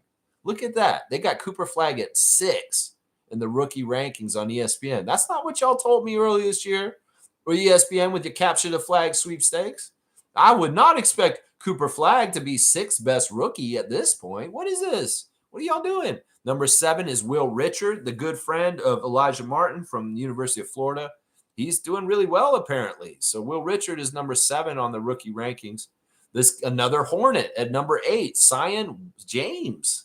That's very interesting. I don't even know if he got drafted. This guy got drafted? I don't know. I think that he just when did he get drafted? I don't know. There's our rookie there at number 9. Colin Murray Boyles is ranked number 9 on the rookie rankings right now. And this is what they're saying about him. Over the past decade, Toronto has become a home for long athletes with funky skill sets. Okay, that's weird. All right. And Murray Boyles fits that archetype precisely. The number 9 draft pick isn't much of a scorer and can barely use his right non-shooting hand at times. Does this sound right? He's not much of a scorer? What the fuck is, man, why did they write this shit? Seriously, like, if you ain't going to say something nice, don't say nothing at all. Like, seriously, that don't sound right. The number 9 pick isn't much of a scorer. That's not what I've seen. Can barely use his right non-shooting hand at times. What? Come on now. Toronto's offensive rating collapses with Murray Boyles on the floor. Wow, you're a sunshine, Zach Cram, you piece of shit. But he brings tremendous energy and potential to the defensive end. His 2.0 deflections per game, 2.8 deflections per game, rank second among rookies behind only VJ Edgecombe. Whether Murray Boyles will fit best as a forward or as a small ball center remains to be seen, but he has a future as a rotation big as at the very least. Yeah, they rank him at least, but they still put him down in this fucking thing. This is ridiculous. Number 10 is a tie between Jeremiah Fears and Derek Queen. So, yeah, that's the rookie rankings ESPN put out this morning. Our rookie is number 9 right now, guys. Very interesting. Very, very interesting. Yeah, let's keep going. Let's keep going. Shaq Lindsay saying this man is guilty without charge. The proof is in the emails. The man's already a convicted felon 34 times. The American system is broken. In some ways, he's a puppet for Putin that's installed, and the oligarchs and the billionaire and corporate class are making weird money, and they're getting tax breaks, so they're backing him up now. That was the whole thing about having all those guys in his inauguration with this Elon Musk, Mark Zuckerberg, the Google people, Jeff Bezos, all those pieces of shit. They basically are going to try and protect him with their social media and like bullshit and changing the algorithm and doing all kinds of stuff to help him, because he's giving them all kinds of money the other way with tax breaks. So it's a big, huge racket. It's funny. They did AI on Truth Social, which is that bullshit Trump social media page. They put the AI in there, and they're asking them questions like, was the 2020 election rigged? And they said, the AI says, no, it wasn't. And they're like answering all the questions, and all the answers are truthful, and they're not what these Trump MAGA people want to hear. Because the truth hurts, and their truth is not the reality. And the AI is telling them that, even on the right-wing social network of Truth Social, that they can't change the AI in some ways to be like they want it to be truthful, right? Well, the AI is giving them hard answers that they don't want to hear, which is hilarious to me. It's hilarious to me. It's like, was Trump involved with Epstein? Yes, is what it says. And it's like, no, AI, you're not supposed to say that. You're not supposed to say that. That's what we got to worry about is like, can they change AI to answer questions untruthfully for the narrative and the perception they want to create? That's what we have to watch out for. Right now, AI just sources truth, right? And in some ways, the truth will come to them if they use AI, even if they don't like it. But what point do they see the truth and they're like, we need to change the programming of the AI so it won't give the answers that are actually the truth? Oh, this is interesting shit, man. It's crazy, man. It's crazy. All right, let's see. Seymour saying, nah, it's cool. Just don't like the brightness so much, but it's small things, the backdrop. I know, man. I'm like trying to figure out how to balance it. Like if I go down like this and it'll come into focus, like how do I get it to be both? I don't know. I need a lighting director on how we can balance it so we can have the nice backdrop. It's like the Today Show. How do they do it? How does the Today Show do it with the people in the street behind there? I don't know. G saying this looks like Colin Roy Boyles is out due to illness, and Mamo looks like he is still out too. Yeah, I did the injury report. Come on now, that's my job. Let's see. It jumped ahead. Hang on 1 second. It jumped ahead. Let me make sure I don't miss any of the comments. Yeah, all right, there, Cass. Good morning, Lex and Raptor Freak crew. Good to see you, Trucker Cass. A joy to watch the 905 game with you last night. In fact, let's go look at the box score for that game real quick. It was interesting as far as things. On the other side, should I note anybody? This guy, Max Shaluga, he was 0 for 9. Holy crap, he was bad. He was really, really bad. Let's see what Nin's buddy did. Rasul Diggins. 14 minutes, 4 points, 1 rebound, 4 assists, no turnovers, 1 for 2 from the field, 1 for 2 at the free throw line. So 4 points for Nin's childhood friend. The one thing about him, though, was he played early in the game, and then he got benched for like the whole second and third quarters, and then he came back near the end of the game. So he had a weird period when he played.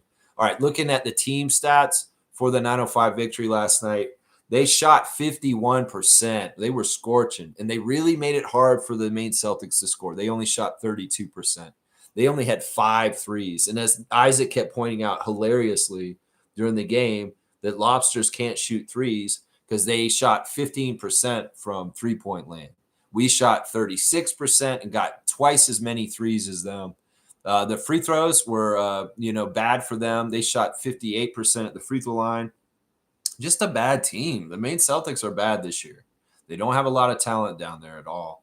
Most of their good people are probably up on the main team doing that. Rebounds, we out-rebounded them plus 12. Assist-to-turnover ratio was interesting for both teams.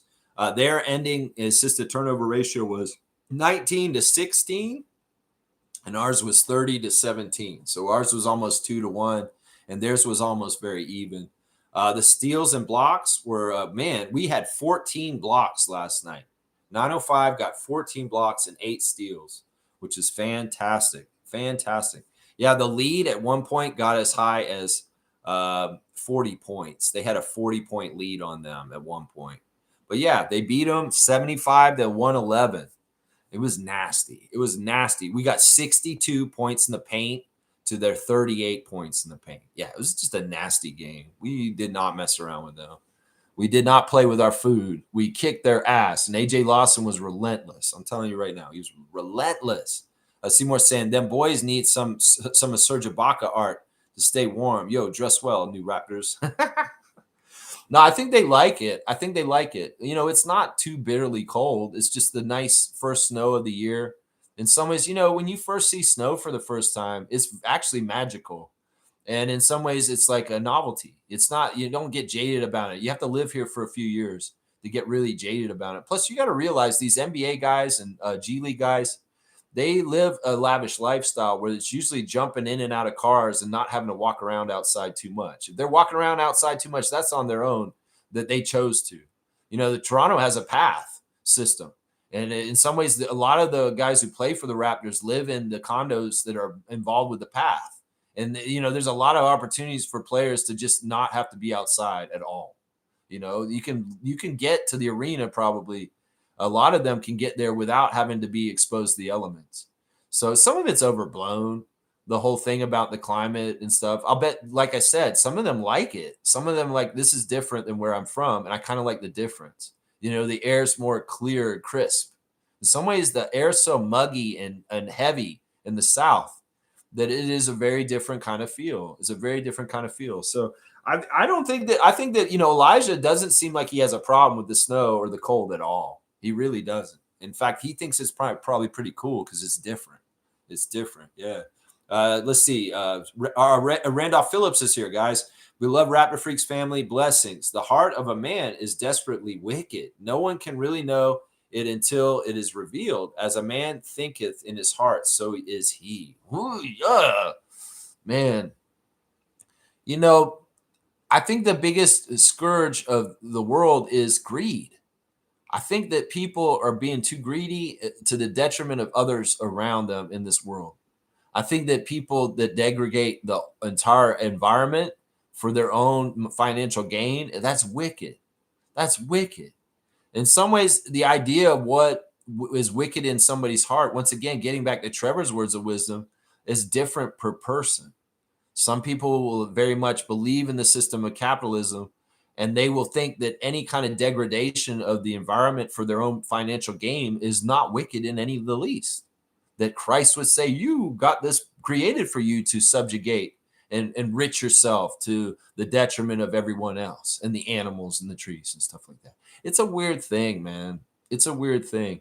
The other thing that people say is power corrupts. If you get to a certain position of power or wealth, that you're just going to be a wicked person, because that kind of level of power will make you wicked. It's tough, man. And some people will say the people that should be leaders are the people that don't want to be leaders, because they in some ways won't turn wicked when they get that power. Or will they? Will the power corrupt them after all? I don't know. It's such a tough thing, man. You guys are talking about good and evil today. And in some ways, good and evil, if I've learned anything from the play Wicked, it can be a perception thing. Let's just put it that way. It can be a perception thing. If you think about the story of Wicked in relation to the Wizard of Oz and what we learned about the Wicked Witch in the story, well, the story Wicked is supposed to show you another side of the dichotomy of good and bad and us subjugating things. Like, let's think about snakes in the grass, snakes out in your yard. A lot of people have looked at the snake as an evil animal, and it's got uncharacteristically unfairly in some ways, hated, and people are scared of it because there's some biblical sense to it with the story of Eden. There's there's something about something that has no legs, it slithers, that's scary to people. But you know what? It's just a perception that looks at the snake as being a bad creature, because the snake actually takes care of rodents and does all kinds of beneficial things too. So it's weird, man. People can paint things as evil and try and get it normalized in society. And in some ways, it's not fair, because I don't know if snakes are actually evil. I think they're just living creatures that are trying to live their life like every other living creature. So it's just such a heavy topic, y'all. We're getting into some philosophical stuff here about the idea of what good and evil is. And I don't want to just follow basic Christianity as far as like what it deems is good and evil, because in some ways that's tainted and been used to subjugate people throughout the history of time and control in certain ways. I would like to think that maybe there's just a feeling that tells you when something's good or evil. Like there's a feeling that tells you, and it innately, because that's the life spirit inside you that the Creator in Christ is. And that then you figured out, your spidey sense tells you this is not right.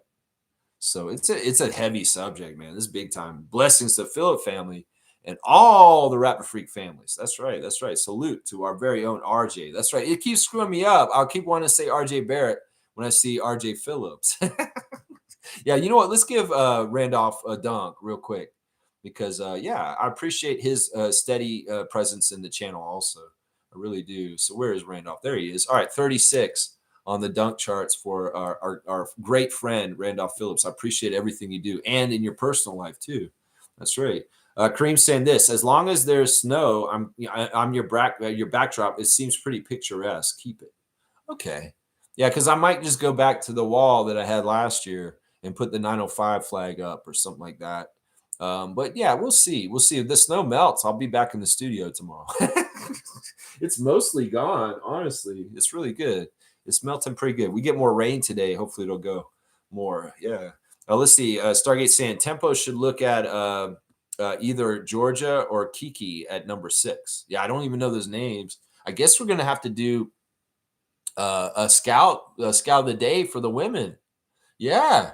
Yeah, you guys, if we're getting closer to the WNBA draft and you guys want to start bringing me names to do a scout of the day, maybe we should start scouting some of the college women that are coming in that could be possibilities for the Tempo. I'm actually really into this idea of starting to switch gears to the WNBA and cover them like I do the NBA. I'm very, very excited about this. Kaz is saying salute to the sheriff. I love it. Trevor's saying this, Lex, it's evil in this world because God said so. That's why he's coming back to judge his world. I mean, I get that. Once again, I'm not totally into the vengeful God. I feel like that's been a weapon that's been weaponized by evil people to absolutely subjugate good people. You know, there's bad preachers out there that scare people with fire and brimstone. You're going to hell and all this stuff. That are absolutely evil people themselves because then behind the scenes, they may be doing some fucked up shit, right? And these people will use that fear of God to control people. And in some ways, look, I don't believe in a vengeful God that's going to come back and smite everybody. Seriously, I don't. I believe that this world is going to change and things will happen in certain ways. And hopefully, you know, evil will be punished, you know. But in some ways, I don't totally get this, man. Because in some ways, I guess it's different denominations of Christianity that have different beliefs in this part. And in some ways, not totally being a traditional Christian because I've not really gone to school or Sunday school or you know, done things a certain way. I like to look at the whole idea of religion and Christianity as it's supposed to be something that helps people, not control them. And in some ways, the whole like you better be good or God's going to punish you is not the right attitude in some ways for getting people to be good, because that doesn't mean they're good. That just means they're scared and they have to do it because they're worried about going to hell. I'd much rather people just be good because they just need to want to be good and not because they're scared of, you know, going to hell or something like that. I don't know. This is once again, this is very philosophical. And once again, the views and opinions expressed on this channel are not necessarily Trevor's or Randolph's or any of the other Raptor freaks or the Raptors or anybody else's except for mine. It's just a very interesting idea because that's really the aspect of Christianity that has been utilized and weaponized to control the masses is the fear of God. And in some ways, you know what, if I'm actually still somewhat of an agnostic and not totally a believer, that's the kind of stuff that I'm like, yeah, I'm not getting behind that. Because seriously, if there's an apocalypse, if this whole world goes to shit soon, is Christ really going to just show up on earth and everything? If that happens, I'll be all right. I'm not an agnostic anymore. This is real. But I lean more towards being like, this is a lot of like folklore and a lot of like things that people just want to believe because they need something to believe about the afterlife. And in some ways, I'm still a scientist, and I still believe that, you know, there's energy in us that's the creator, and it's it hasn't totally been figured out like that, like scientifically. But also at the same time, I'm like, yeah, I mean, I get that. If this is so true, Trevor, then the evil people definitely need to be punished in this world. But who's to say who's evil and what scale of grading is people getting graded on this? Like, what if you've done some evil things, but you've done a lot of good most in your life? If you've done one unforgivable evil thing, but you did very much good your whole entire life, how do you get categorized in this? Do you just go to hell because you did that one unforgivable evil thing, but everything else in your life you were a saint? See, there's a lot of gray areas here. And that's the thing. And who's deciding who is who and who is what, who gets raptured and who gets saved And who is that? Is it God that just determines it? But also they tell me that he absolves us of all our sins and also forgives us all for everything we do. It's so confusing, honestly. In some ways, it's convoluted, and it's used by certain people as a weapon to control people. And that's the way I look at it to a degree. I want to believe in it. I want to believe just in the pureness of what Christianity and belief in God and good and evil is. But in some ways, I'm looking at it from not just the aspect of religiosity, but science. I'm also looking at it in the sensible, logical way too. You know, it's a weird thing, man. I want to say, everybody, you have your own opinions and your own beliefs. And I'm not trying to change anybody. I'm just trying to add to the discussion. That's all I'm trying to do here. That's right. Shaq Lindsay's saying this. Mobo looked like he was on another level at 905.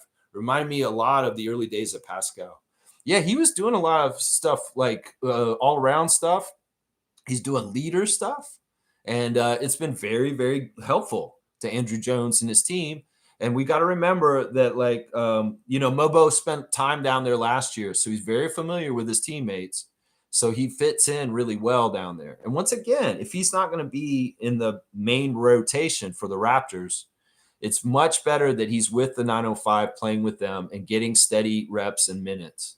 So I like that he's kind of bouncing back and forth. Like, I fully expect him to be in Cleveland tonight, especially with the injury list being the way it is for the Raptors right now. So he very well may be playing, because he technically played in the game on Tuesday against Brooklyn. He came in for a split second at the end of the game for like 2 minutes. So if he plays tonight, that's like a back-to-back-to-back with travel all over the place for Jonathan.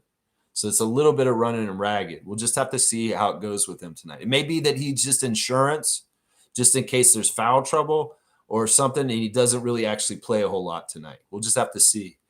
G's saying this. Elijah said he doesn't mind the snow, and it's different. He likes different. Yeah. And he cleared his car with a golf club. Just don't break the windshield is what I'm saying, Elijah. Seriously. Yeah. He used his golf club to take the snow off his car. Someone get him a snow brush. Yeah. Raptors, where's Shelby? Shelby, get this man a snow brush. Seriously. I mean, after that one, the Raptors are all so good of helping these guys getting oriented and used to being in Canada. Well, maybe y'all need a snow package for these guys too. Let's see. Kaz is saying AJ's a real bad man. Lawson. Yeah. He's fun to watch, man. He turns on those jets. He has those dunks. He had this crazy looping three where he kind of like initiated the whole set and ran out of bounds and came back around and then got in the corner just in time to get the catch and hit and bomb a three in the corner. Yeah, AJ's a lot of fun to watch, and he is a bona fide NBA player. He's going to get there. I think that the thing, like, he gave a lot of credit to the coaches for working with him on defense this summer. He went overboard with he's like, I want to give so much credit to the coaches for not giving up on me and working with me this summer on my defense. The other thing that I think AJ's doing on the down low is he is building muscle on his arms and his upper body in the strength training program with the Raptors. And that's beneficial because he has been a little slight of build at the top. And any more increases in strength could actually really help him. I think it wouldn't sacrifice speed for him. So, his strengths really are his speed and his dynamic scoring. And and one big thing for him too is that he has to be more efficient and potent and not too much waste with shooting shots in certain ways. You know what I'm saying? That's it right there. Let's see. How tall is Julian Reese? I believe he's like around 6'9". He's a legitimate power forward, and he's blocking shots and rebounding, and he's just immovable. There was one point in the game last night where Maine Celtics had the ball, and the guy was standing next to Julian, and he just said, I'll take that. And he just took the ball out of the guy's hands with pure strength. Like, he just took it out of his hands. The guy was standing there with the ball, and Julian's like, oh, I'll take that. Just wrenched it out of his hands with pure strength, and we had the ball all of a sudden. So he's very intriguing, and I like his attitude. Like, every time I've heard him talk, he's been very, very positive and very much I can tell he's a good young man. Like, he's got the right head on his shoulders, and it's cool. And it doesn't hurt that he has a superstar sister who's calling him after games and critiquing him and giving him advice. He loves his big sister. He went on about her the other day in the interview saying, she's so helpful. My big sister's looking out for me, and she's critiquing me and giving me advice on how I'm playing. So we got Angel Reese watching our 905 games intently, and she's coming around and helping Juju Reese get better. And she's a double machine in the WNBA. She knows what she's doing with that stuff. You know what I'm saying? Shaq Lindsay saying Chucky, Martin, and Lawson play way above their level. What are we going to do? We have 14 roster spots. Damn. Well, the one thing with the team is like you can only suit up a certain amount of guys each game. And if we're mostly healthy on the main squad, then there's no reason to have the 905 guys with us because they're not going to get time. And right now, this is a luxury. We know we're going to probably have to deal with injuries throughout the season to a certain level. And we want to have the luxury of using these guys down the road in as much as we may need to. So holding off on playing them on the Raptors so far this season, I think is a really smart strategy because this is not a sprint. This is a marathon. And in some ways, saving the eligibility for AJ, Elijah, and Chucky on the Raptors is smart. It's just smart because they're not going to get to play anyway. I mean, Battle and Mobo are having a hard time getting in. So what's the point of sending them there? Let them just play on the 905. Let them just play on the 905, even if it seems like they're better than the G League. Seems like they are. Seymour's saying this: hide some of the cards on the table. Laugh out loud. Hide some of the cards on the table. Which cards? You mean what the classic cards? I don't know. What does he mean?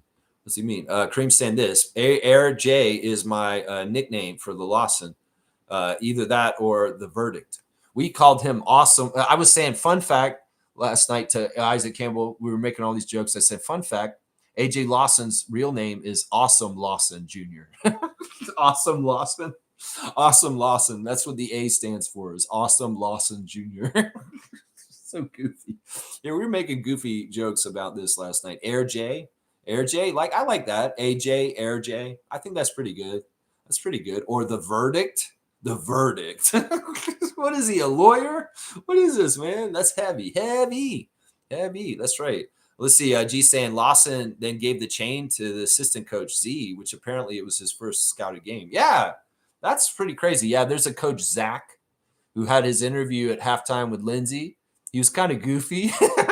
He's kind of goofy, and it was kind of like, this dude's fresh coming in here, and in some ways he doesn't know what he's doing.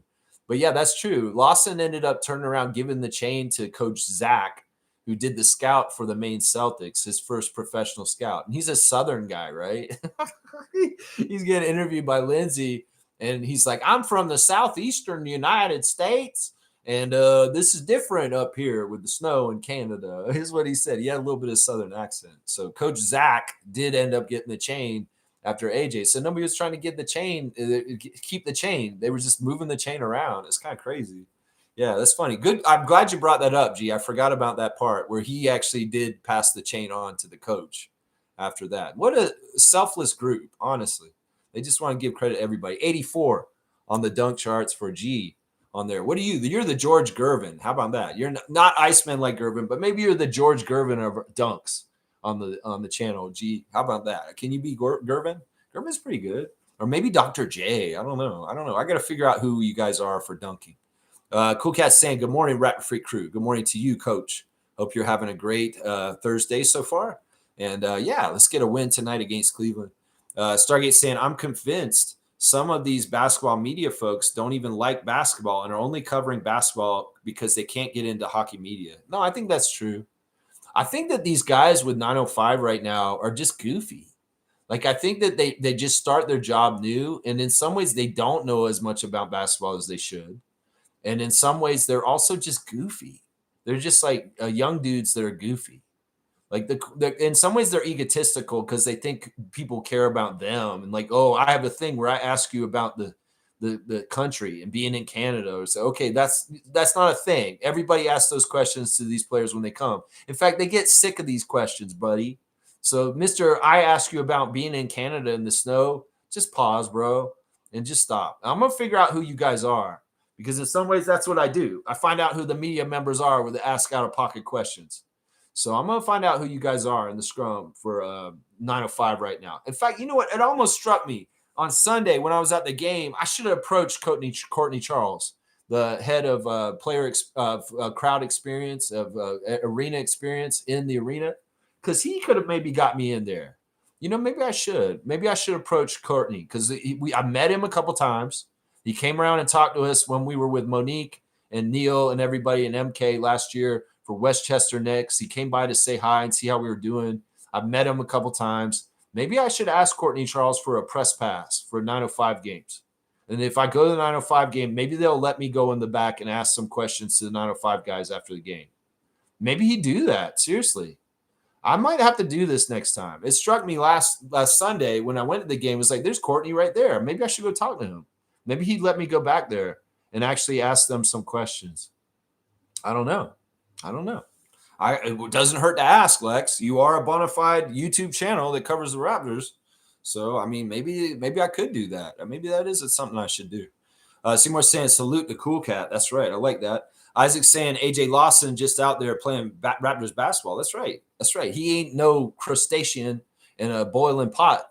No. Is it getting hot in here? I think it is. Are you the singer Nelly? Nah, I'm going to take off all my shell, though, because it's getting hot in here. Yeah, you're boiling. You're changing color, bro. You're turning red. That's right. Raptors red.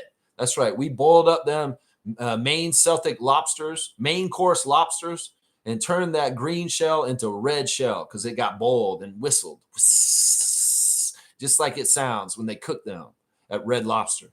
That's what I'm saying right there. That's right. We were cooking lobster last night. That's right. Get the hot butter sauce out. That's right. Stargate saying, because the questions they ask are not only no vice, but borderline disrespectful in nature. Yeah. No, I totally get this. Eric Kareen is very disrespectful to the Raptors and the Raptors coach. Michael Grange is very disrespectful to them too. In some ways, they don't have tact. In some ways, they obviously don't look at these guys as human beings sometimes with their cold and callous questions. Yeah. I've seen this, Stargate. I get what you're saying. Yeah. Seymour saying, remember who the owner is. Ooh, you're talking about Rogers? Once again, Seymour, you got to fill in the blanks a little bit more with your comments here. Kaz saying, that's a great idea, Lex. I like it. What? Which one? I don't know. What, the tempo idea about building the tempo sound? It'd be like maybe a drum beat, or maybe it's a noise. I don't know what it would be. It has to be a symbolic noise that fits for the Toronto tempo. I think that's the idea you're saying is a good idea. I think that's the one. Infamous is here. Good to see Infamous back in the chat with us, man.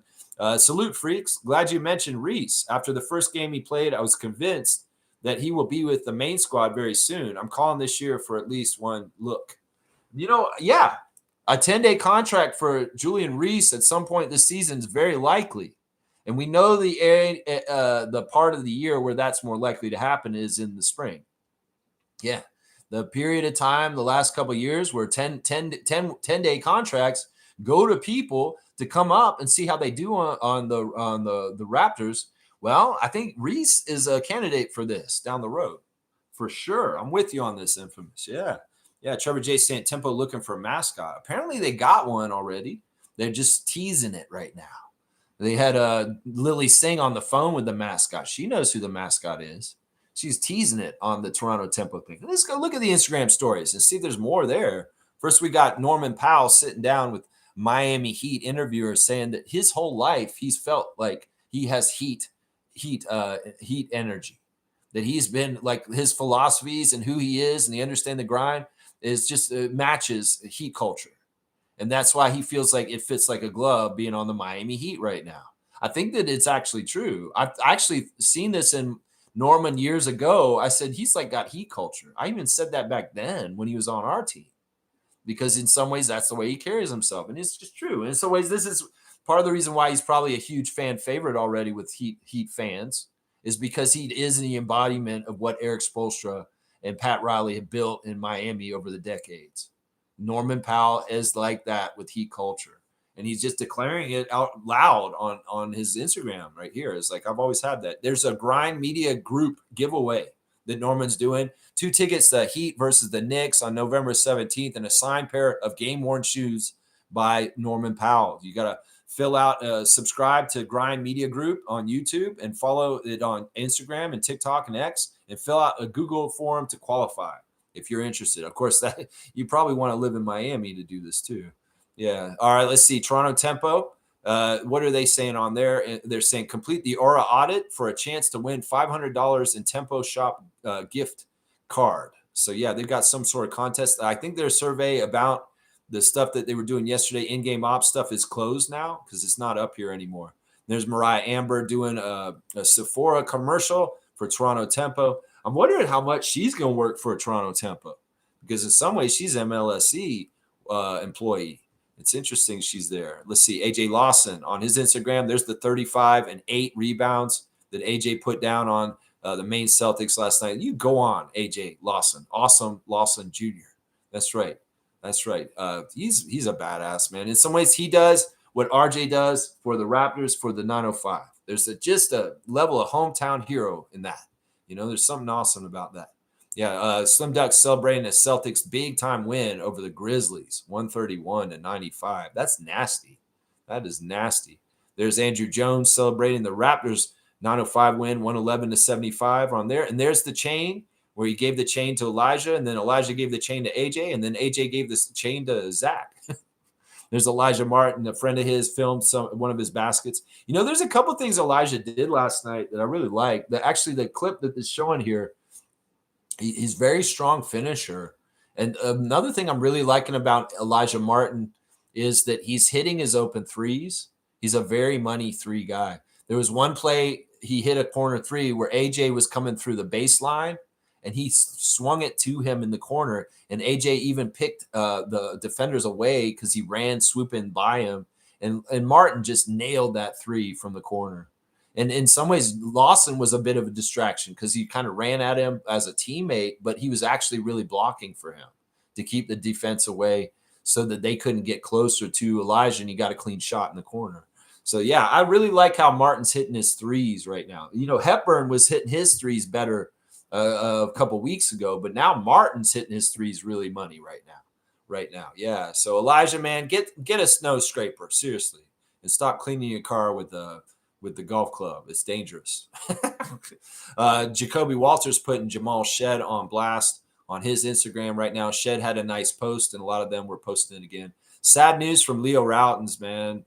Leo had another dog die this week, and it's sad. It's the little dog. I think it was like the last dog of his pack that he had, and I feel so bad for Leo. I know that, you know, he said the joy of having a pet is you get your happiest days from your pet, but when the pet dies, it's a really sad day. So Leo's in his feelings right now because he's lost another dog. And honestly, Leo's lost like 4 or 5 dogs in the last 5 years. And that's been really, it weighs on him, man. I feel so bad when Leo loses a dog. I really do. We feel your pain, Leo.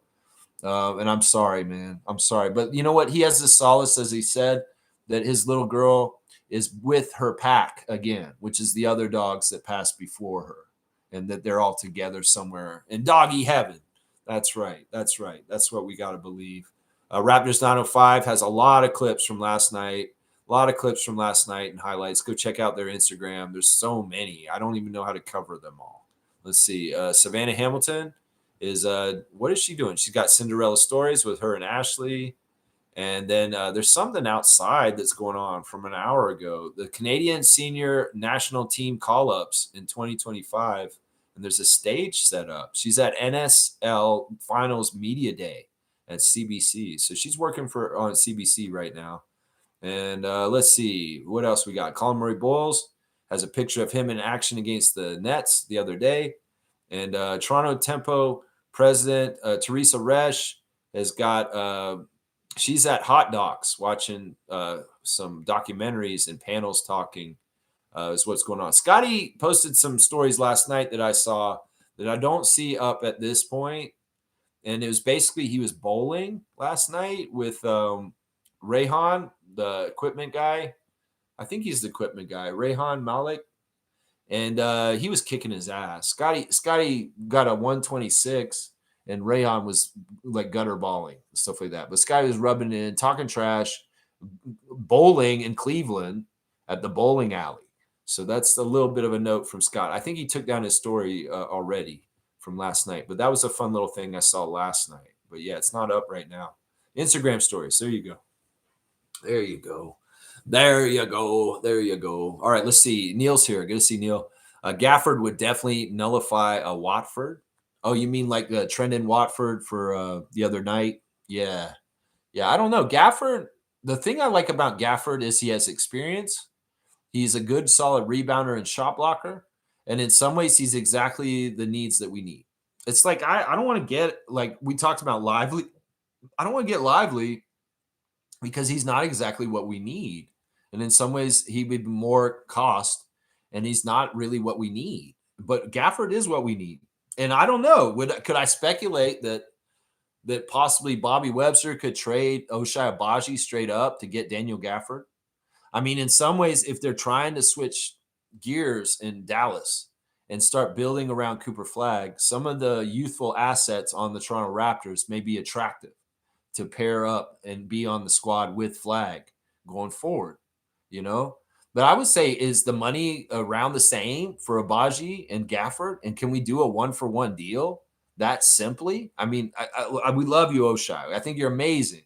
I think that you've had a real growth time, and you're always going to be a Raptor in our hearts too. But in some ways, you have an extension coming up. And in some ways, there's a lot of different things going on with moving parts on the Raptors. And it just may be that this makes the most sense for the team going forward. No disrespect to you, man. You're an awesome player. You're a great two-way. And honestly, if there is a path where you stay on the team, I'm perfectly okay with that. It's not that I don't want you on the team. It's just that I see the writing on the wall and kind of where we are in standing with each of you guys that are around that position. And in some ways, that's the move that makes the most sense to me. I don't know what the money is between Gafford and Agbaji, but if that's a 1-for-1 deal, or maybe a Agbaji with a second round pick for Gafford deal, that sounds like a very sound deal if we can do that. Seriously, that's right. Trevor's saying Brunson got hurt again, left the game last night. Jalen Brunson got hurt, and I've heard Joel Embiid is in trouble again. This league's a tough league, man. You got to stay healthy. That's right. Randolph saying, Lex, the Joker 50 piece was sweet. I can see him do that a few more games this year. I heard that Joker got a huge game, but this is this crazy thing. They had that huge game, but didn't they lose? Like, that's the craziest thing about it, right? That, all right, where is that game? Or are they different games? I thought I heard that, OKC beat the Lakers last night. No, they did win. They beat the Clippers. So Joker's big game was a big game against the Clippers. Wow, okay. Yeah, I'm not paying attention to the other games like I should, but I did see that stat line for Nikola. And I was like, wow, okay then. Let's see. James is saying it was Pensair that did that clip. Oh, yeah. Why are you listening to him, James? Why are you listening to Pensair? The one thing I'll say, if Pensair is pushing that narrative that the Raptors starting lineup doesn't fit, he's doing it for Scotty because he doesn't like RJ and he doesn't like Brandon being like overshadowing Scotty.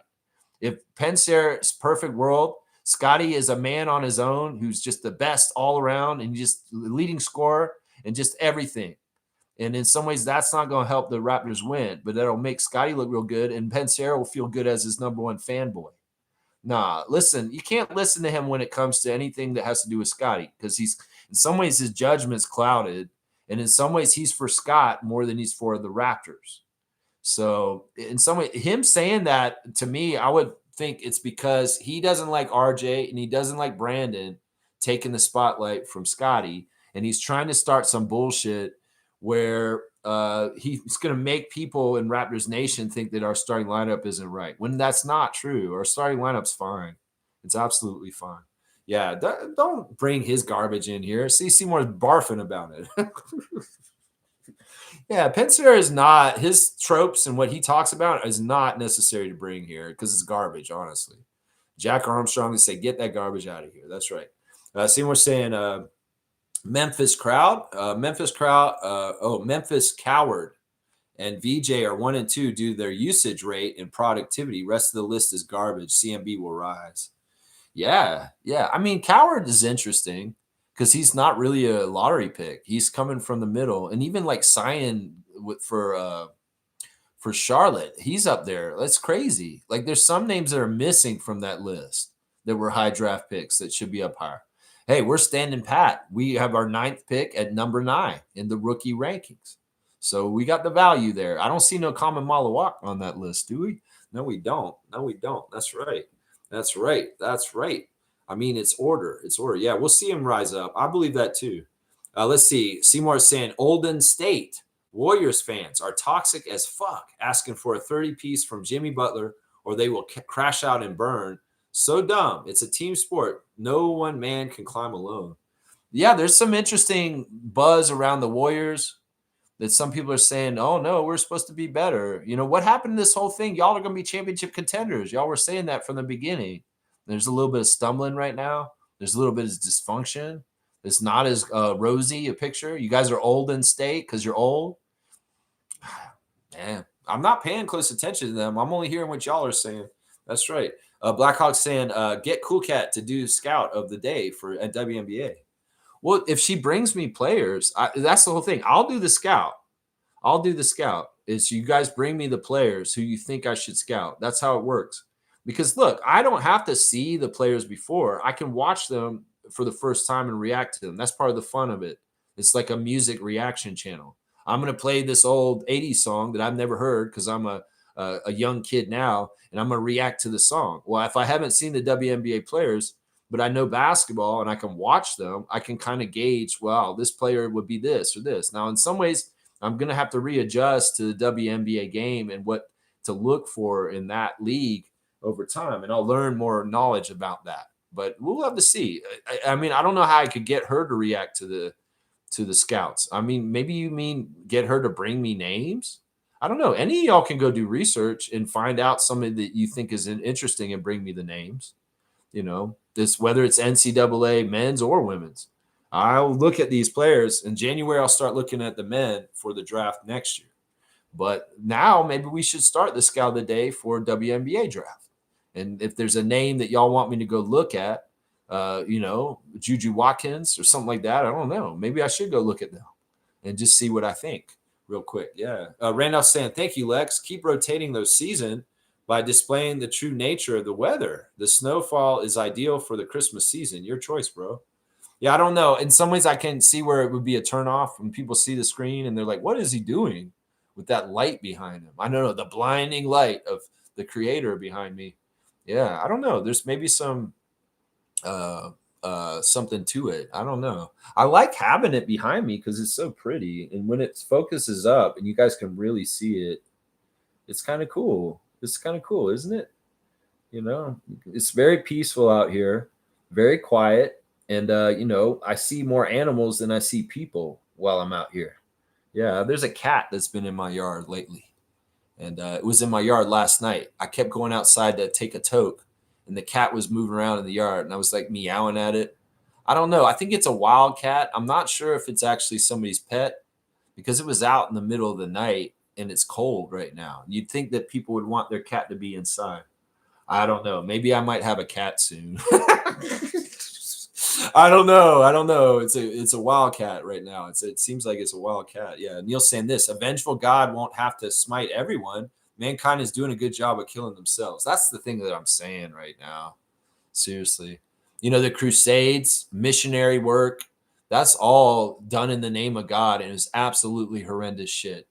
Absolutely horrendous shit. Some of the worst things in the world have been done in the name of God. And, you know, the missionaries going to Africa and telling people there that they were not Christian and they were savages and we need to save you and all this stuff. There's all kinds of crazy shit that has been done through Christianity that's absolutely been evil and wrong. So, you know, saying that, oh, you're just as Christian, that doesn't mean that it's been good because there's a lot of history of Christianity that's been absolutely evil and toxic. And, you know, we can get into pedophilia with Catholic priests. We can get into, you know, the genocide of peoples on this continent by Christian missionaries who are trying to civilize the savages that lived here already. You know, the history of Christianity is not one that's free of evil. Let's just put it that way. RJ saying this, Aaron Lawson was on fire last night. Yeah, AJ Lawson's awesome, man. AJ's awesome. He's a real one, man. And like in some ways, I'd love to sit down and talk to him because I feel like he's like my people. Like I feel like him and I would get along so well, and like we just have an easy rapport. In some ways, I feel like he'd be like us. Like if he was in the Raptor Freak family and he was involved in our channel, he would just be like us. He would be like a fan, and he would just be like very enthusiastic and awesome. I'll bet you. I'll bet you. Yeah, Kaz saying, Lex, when you hit the like button on your stream, it turns into a little airplane for a second. That's cool, man. I like that. I like that. That's cool, man. That's a neat little feature that they put in on that. Yeah. Let's see. Stargate saying this. When Dallas going nowhere fast, how long is it before Cooper, a.k.a. Cooper asked to be traded to the Celtics? He already didn't want to play for Dallas to begin with. What a shit show. Yeah, that's the crazy thing too, is like I could see the Mavericks pivoting and getting rid of their vets that they have now, Irving and Davis and Klay Thompson, and pivoting to building around Cooper Flag, and then Cooper Flag being disgruntled and wanting out and screwing that all up like 4 years from now, like in the next 3 years. And yeah, he would want to go to the Celtics. Yeah, he definitely wants to go to the Celtics. As much as I don't want to say that, I know it's true. I know it's true. Neil's saying this. After 6 games, coach should rest AJ to see if other players will step up. You know, well, what is the goal here? I want the 905 to win. You know, there's been weird seasons with the Raptors 905 in recent years, whether it's Eric Curry and the confusion of him when he was the coach. Even last year, in the first year of Andrew Jones, what happened was injuries and guys getting taken away from him really screwed up his season.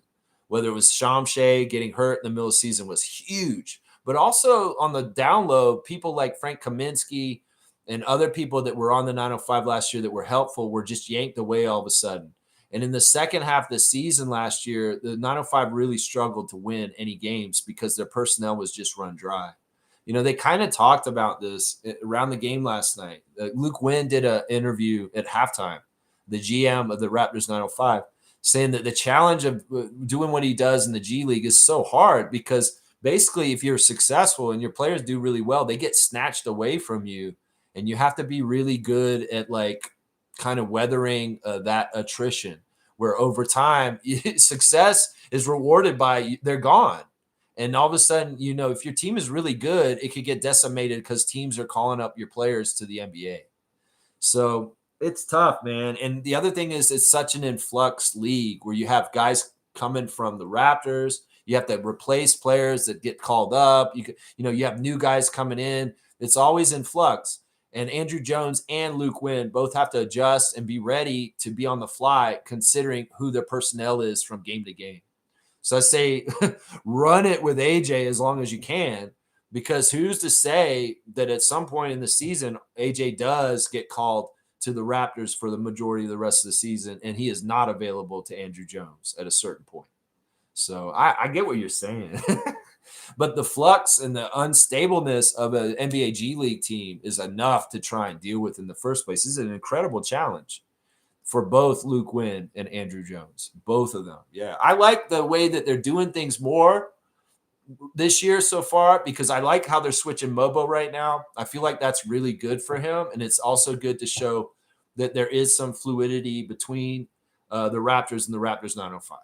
Because in the past, I've seen opportunities where they could really utilize the situation better in beneficial ways that they dropped the ball on not recognizing and doing.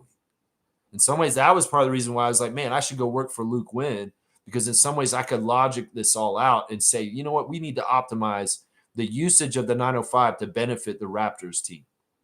And in some ways, it seems like they're doing a better job this year already than they've had in the 2 years of Eric Curry and the last year even of Andrew Jones in his first year. That's a big part of it right there. That's right. That's right. That's right. Let's see. Let me get back on where I am with this. Let's see. Okay. Neil's saying after. Oh, you said I read that one already. Kaz is saying, sorry, I should have been more specific. But yeah, I was talking about the tempo noise before the game starts. Yeah, I think that would be a cool thing to do. And if they do it, man, I'm telling you, I'm going to be saying my fingerprints were all over that, because I don't remember anybody else saying it before me. And man, I would love for them to do that. I know other teams have done this in other places, and it's worked very well. It's not a totally original idea, but I think that it's something that would be very cool, considering our name is the tempo, right? Makes sense. Build the tempo to the game. So build that tempo up. That's what I'm saying right there. That's right. Stargate saying, yeah, James, don't bring that nonsensical charlatans, idiotic opinions up in here. Yeah, we had a period of time where we were doing what is idiot, he who shall not be named, saying on his channel. There used to be a segment kind of like that, even though I hated it. And I'm like, man, let's just stop bringing him up. Seriously, because I feel like it's a waste of time. It's a waste of time. Let's see. Seymour saying Dallas might hire Masai. I don't see that. I don't see that happening. That, yeah. Well, are you hearing a rumor, or are you just saying that out of the blue, like Seymour? Is that what you're saying? Have you heard anything concrete of that? I don't think Masai's trying to work for the NBA anymore. I seriously don't. I mean, this man's gone to the UN since he got dismissed by Ed Rogers. This man's working on much more important things than sports at this point. He's going into his political humanitarian phase with his platform of famousness. He can do way more work in this. I don't think he's going to go to Dallas. I'd be shocked if that happened. First of all, I don't think he'd want to work for the owners there. In some ways, Masai Ujiri is not for genocide. I mean, seriously, he comes from an area of the world where genocide's a huge problem in Africa with the Sudan and stuff like that. So why would he want to go get hired by Adelson, who's absolutely funding genocide in Gaza? So I think on a political standpoint, he wouldn't go work for them. He doesn't need to. He has all the money in the world. He has no reason to go work for anybody for money. He doesn't have to do that. So even if they all want him, and if they wanted to throw money at him, I'll bet you his price is really high for him to want to even go to another team. And the only team I think that could possibly afford him, and he may say yes to, is the Lakers. I don't think he would go to the Mavericks, though. And that's on political objections. Seriously, I don't think he would. If you're telling me this is some sort of rumor, or you're just making this up saying Dallas might hire him, you know, that's just you saying it out of the blue. No, I don't see this shit. You know, the Mavericks shakeup of Nico getting fired has sent one of their personnel to the CBL. One of the guys who was working under Nico lost his job too, and he has become the new CEO of the Hamilton Honey Badgers. So this he's bringing a lot of experience, and he's from Canada. So I forget his name, but yeah, he just got hired by the Honey Badgers, and he's their new president, coming from Dallas. Yeah, Scout Kiki Irifen first. All right, I'll do it right now. We'll do this segment for the first time, guys. We're going to do the first ever scout of a WNBA prospect for the Toronto Tempo. And the name is what? Kiki Iriafen. All right, let me see who she is. Kiki Iriafen. All right, let me go get her wiki first. And I want to just read up on her stats first. Kiki Iriafen. All right. She's from Nigeria. Wait, why are you having me scout somebody who actually plays in the league already? Because I don't want to do that. That's not what we're doing here. This is not for the expansion team. I'm not going to do this. The scout is for players that are not in the WNBA so far. This is for drafting from college. So, and I'm not going to do this for expansion draft because we don't know who's protected and who isn't. This could be a total waste of time. She's under contract with the Mystics, then I'm not going to do this. You guys got to bring me a college player, not somebody who's already in the league. That's not how we're doing this. So, yeah, just so you know, Stargate, I will scout college players that will be prospective for the 6th pick in the draft for the Toronto Tempo in the regular draft. I'm not scouting people for expansion draft until we know who's protected and who isn't. When we get to a point where maybe we see who's available in the expansion draft, maybe I'll scout them then. But yeah, no existing WNBA players for the scout. Sorry. Kaloy saying this. Morning, Lex and Freaks. Hey, Bobby, if you're watching, please call the Mavs. We need Gafford. I think he's well aware of the buzz around this right now. And I like that it's pivoted from AD to Gafford. The noise on Raptors Reddit is more centering around Daniel Gafford at this point, which is way more realistic than Anthony Davis. And I like that. I'm sure Bobby's got an ear to the wall and he's understanding this. And once again, as Grange reported, the Raptors have inquired about Daniel Gafford in the past. I think specifically when he was on the Wizards, we actually looked into trying to get him a couple years ago. So there's already a known interest by our franchise that he is somebody that we're interested in. So that's it. Yeah, that's it right there. Yeah. Neil's saying this. Yes, we want 905 to win, but we also want players to prove they are developing. AJ has proven it. However, the rest of the team needs to prove it. Let's not do this. What I was saying earlier, Neil, is that the Raptors 905 has been sheepish about what their goals are. In some ways, they've been extremely frustrating because they've shown promise and done very well at different times, run off winning streaks, play like they are now. And then it all comes crumbling down because players have to go to other places. In some ways, I'd like to see them play a solid way all the way through. Like I was saying in the chat last night in the YouTube, that I'd like to see them win the Showcase Cup and the G League Championship, both of them this year. If they're strong enough and they're able to do what they've been doing so far, that could be possible. So let's play to win. I get what you're saying, but I don't like doing this half-ass shit. It was like, oh, what are we doing with the development league? Are we just trying to develop guys? Or let's fucking win. Let's fucking win just like Jerry Stackhouse and them did in 2017. Because I feel like we've been cheated at the end of the season, whether it was Reggie Perry getting called up to the Portland Trailblazers at the last minute of the season and we lose in a championship game all of a sudden. You know, that kind of shit bugs me. I'd like to see the fruition of the success of the 905 and get a good chance without it being messed with and going different ways. So I'm saying, no, let's not govern AJ Lawson and hold him down just for other people. Other people are doing fine around him. It's not like what he's doing is taking away from the other guys. What he does for that team helps those other guys excel and be better themselves. So I don't get the logic here. You're saying hold back AJ to help the other guys. That's not how it works. That's not how it works. Stargate saying, oh, no, not expansion. Sorry, I thought it was expansion. No, I'm not doing expansion.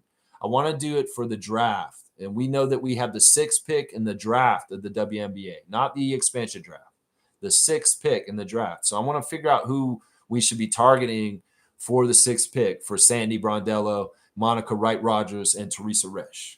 That's right. Yeah, it's all good. I will do expansion scouts, but in some ways it's like you're asking me to scout a player that's already in the league. And we've actually been playing WNBA fantasy, and we're familiar with a lot of the players in the league already. So it's not like it's totally a new face to me because I've been paying attention to the WNBA, the people that are in the league for a couple of years now. And I know a lot of the names and I know a lot of those players already. I want to know the new people coming up, just like how we do for our NBA draft. Yeah, that's what I want to do. All right, let me see. Let me check on my tabs real quick since I got to the end of the chat here. Let's see what Raptors Reddit's saying this morning real quick. Imagine if Masai had pulled this off. And this is a tweet from like 2018. It's Mark Stein. Draft Scuttle. Hearing Toronto is exploring all of its trade options in hopes of assembling a deal to acquire a draft pick high enough to select Kentucky's Shai Gilgeous-Alexander. Yeah, I mean, I don't know. I mean, that would have been awesome. I'm sure SGA and all the top Canadian players dream of playing for the Raptors. I think that's very evident after Nardwar's interview with SGA this summer. Nardwar had SGA on his show, and SGA let it be known he has love for the Raptors. And, guys like Zach Edey, Dylan Brooks, Jamal Murray, these guys all dream about being like RJ and playing for us.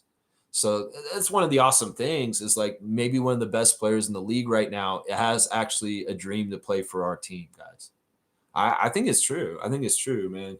Let's see. They're showing the pictures of Shamshay of supporting our Raptors 905. I'm trying to remember. Did Koloko do a similar thing after he was fitness to play? Didn't he show up and sit at our arena also afterwards for like one game and then he was just gone? In some ways I was thinking about that. It was like, you know what? Maybe Shamshay did this just to kind of appease the Raptors fans at first and he's still going to kind of go somewhere else. I don't know. In some ways we just got to wait and see what happens with Ulrich and his standing. I really do hope he circles back and he continues to be a Raptor in our organization. but there's no telling. And I'm kind of remembering Coloco did the same thing. And that may be what Rich Paul tells them is like, go to the game and sit there, and Raptors fans will think that you're still kind of with them. I don't know. I want to believe that he's still with us. I have no idea if he is or not, man. I have no idea. All right, there's your Raptors Reddit reactions real quick right there. Real quick. All right, guys, real quick. Straight goods on Canadian goods. Today I'm talking about cereal, guys. And I got this big, huge bag right here. This is Nature's Path. Nature's Path cereal is a Canadian-made cereal. And in some ways, it's like very good. No GMOs, organic. It's certified. It's very healthy. You see, I don't buy it in a box. I buy it in a bag because it's got a lot more extra, like it's bigger than a box of cereal. And this is cornflakes. This is just like regular cornflakes, and they're nice and sugar. They're not frosted flakes, but they're not totally cornflakes. You know, they're in between. They're like honey cornflakes, I guess. But yeah, this is really good stuff, and I love eating this as a cereal. And like I said, they have different flavors. They have all kinds of different cereal flavors. So if you see this brand, Nature's Path Organic, it's a Canadian brand. It's made in Canada by Canadians, and you're supporting Canada if you buy it. So yeah, you can get the crispy rice cereal. You can get the Mesa Sunrise cereal. There's all kinds of different cereals that they put out, and a lot of them are organic and they're good for you with good ingredients. So this is my cereal these days. Is this Nature's Path, and it's the honeyed cornflakes bag that I'm getting. You know, you can get it in a box too if you like the traditional blocks for cereal. But yeah, this is good stuff. This is really good stuff. Like I said, it's always organic and real honey used. So yeah, check that out. That's right. Gluten-free? I think so. Yeah, it is gluten-free. I'm pretty sure it is gluten-free. Yeah, it says gluten-free right there on the top there. Gluten-free right across there. Yeah, really good cereal. Really, really good cereal. Yeah, let's see. Okay, so Stargate's giving me another name, a name that's like not expansion. All right, Kiki Rice. All right, we'll do that. We'll do that. I want to see somebody. We'll do this this is historic in some ways. I haven't done a scout of the day with the ladies yet. Kiki Rice is a UCLA point guard. She's 21 years old. She's from San Francisco. She's 5'11", and yeah, she went to high school in DC. She looks like she's got a lot of awards, and she was on the U.S. basketball team for the women in the under categories. So she's got 4 gold medals playing for USA women's basketball in the under teams. So interesting. So she's played 3 years at UCLA, and well, she's entering the draft this year. Okay. Okay. All right, let's go look at Kiki Rice on the court real quick. Scout of the day. We haven't done this in a while, and we're doing it for WNBA now. Let's see. All right, Kiki Rice. Let's see how you cook. Let's see how you cook, Kiki Rice. All right, let's see. These are the NCAA tournament highlights from this year that I'm watching, guys. All right, here we go. Where is she? I got to figure out which one she is. Okay, that's a steal, and she's coming back the other way. Nice dribble in the open floor. I like that. Let's see. Where is she here? They're passing it around. She's on the outside at the top of the key. She gets the pass. Nice open shot. Nice form. Nice form. She's got a good, nice shooting form. She was ready for that pass and made it. Let's see. She's like a traditional point guard, it looks like, but she's got some shooting chops. There she is. She comes around the screen. She does a fake. She gets the player off of her and nails the 3. Nice square shot. Nice footwork and nice solid squaring up to make a solid like consistency with the shot. There's a nice pass to the big lady in the middle for a nice easy baby hook. Very nice setup by her. So we see some assist chops. She is driving with a little bit of a shoulder into the defender and making it around her with some strength, and even got the and 1. So she's going to the line. Yeah, there's a nice inbounds pass, and she passed it into the big. The big put it right back to her, and she hits a 3 from the outside. So she looks like a good shooter. She looks like a traditional point guard that can absolutely set people up. So, I mean, if we need a point guard to start, like Damon Stoudemire for the Raptors, maybe she's a nice look for us at number 6 in the draft this year out of UCLA. Yeah, I'm liking what I see from her on this clip. You know, and I wonder, how did UCLA do in the women's tournament this year? Were they pretty good? Did they get pretty far? Yeah, there's a nice pass to the drive and kick. Oh, they didn't make it. They drive it back out, and she gets back outside, and she nails the 3 herself. Look at that. always moving and not giving up on the play. I like that. There's another wide open three. I don't know if these people didn't get the scout on her. That you leave her open, she's going to hit that shot. Yeah, I'll cook with Rice. I like Rice. She seems like a nice, solid, regular, standard kind of point guard, a mix with some really nice shooting chops. So it looks like she can do the job that is asked of her as a point guard, but she's also a great offensive weapon herself. So yeah, I like it. I like it. Kiki Rice, green light from me. If you're thinking this way, Teresa Resch, if you're thinking this way, I like the UCLA guard. It comes with 4 gold medals for Team USA already. Yeah, that's awesome. All right, yeah, thumbs up on Kiki Rice of UCLA. We'll go remember this. Yeah. Neil's saying this: you can win and develop. Weaker players need to be targeted and strengthened. AJ will be a safety net. I just don't want this to happen. Like, AJ is on the 905, and in some ways he needs to play.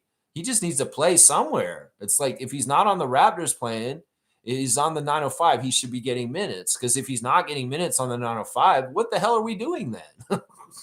Like, seriously, AJ's not going to be wanting to waste his life. I mean, in some ways, giving him 30 minutes on the 905 is keeping him developing and keeping him going towards his goal of being a full-time NBA player. So yeah, I don't know how you do this, Neil. I think that in some ways, look, like I said, the G League is so tumultuous and changes so quickly. The landscape and even your roster can change very drastically. That we just need to go step by step. And if AJ's there and he can play, he needs to play. Because, like I said, some point later this season, Neil, it's very likely that Lawson will not be available for Andrew Jones.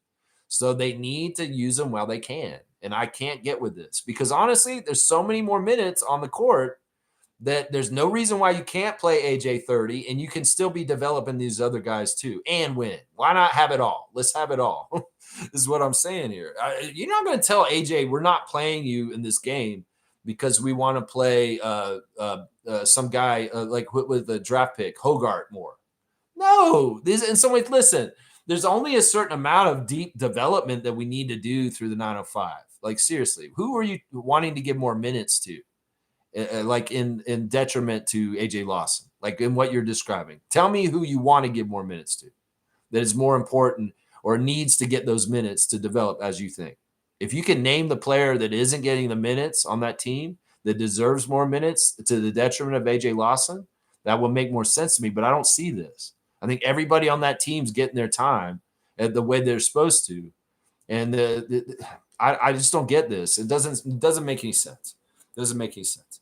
All right, let's see. Seymour's saying they're asking for an interview. It's not official with Masai. Oh, they want an interview. Don't mean he's going to come and answer them. Okay, so yeah, because the position is open. Nico is gone. The top of the list is Masai Ujiri. That's what it is. They want him to come into. He wouldn't be the president though.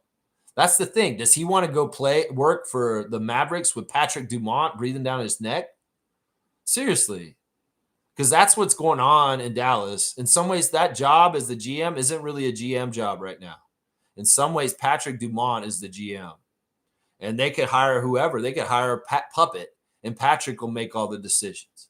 So I don't know if that's attractive to Ujiri, going into a situation where the owners are very hands-on and they very much want to control what's going on. In fact, that's why Nico got fired.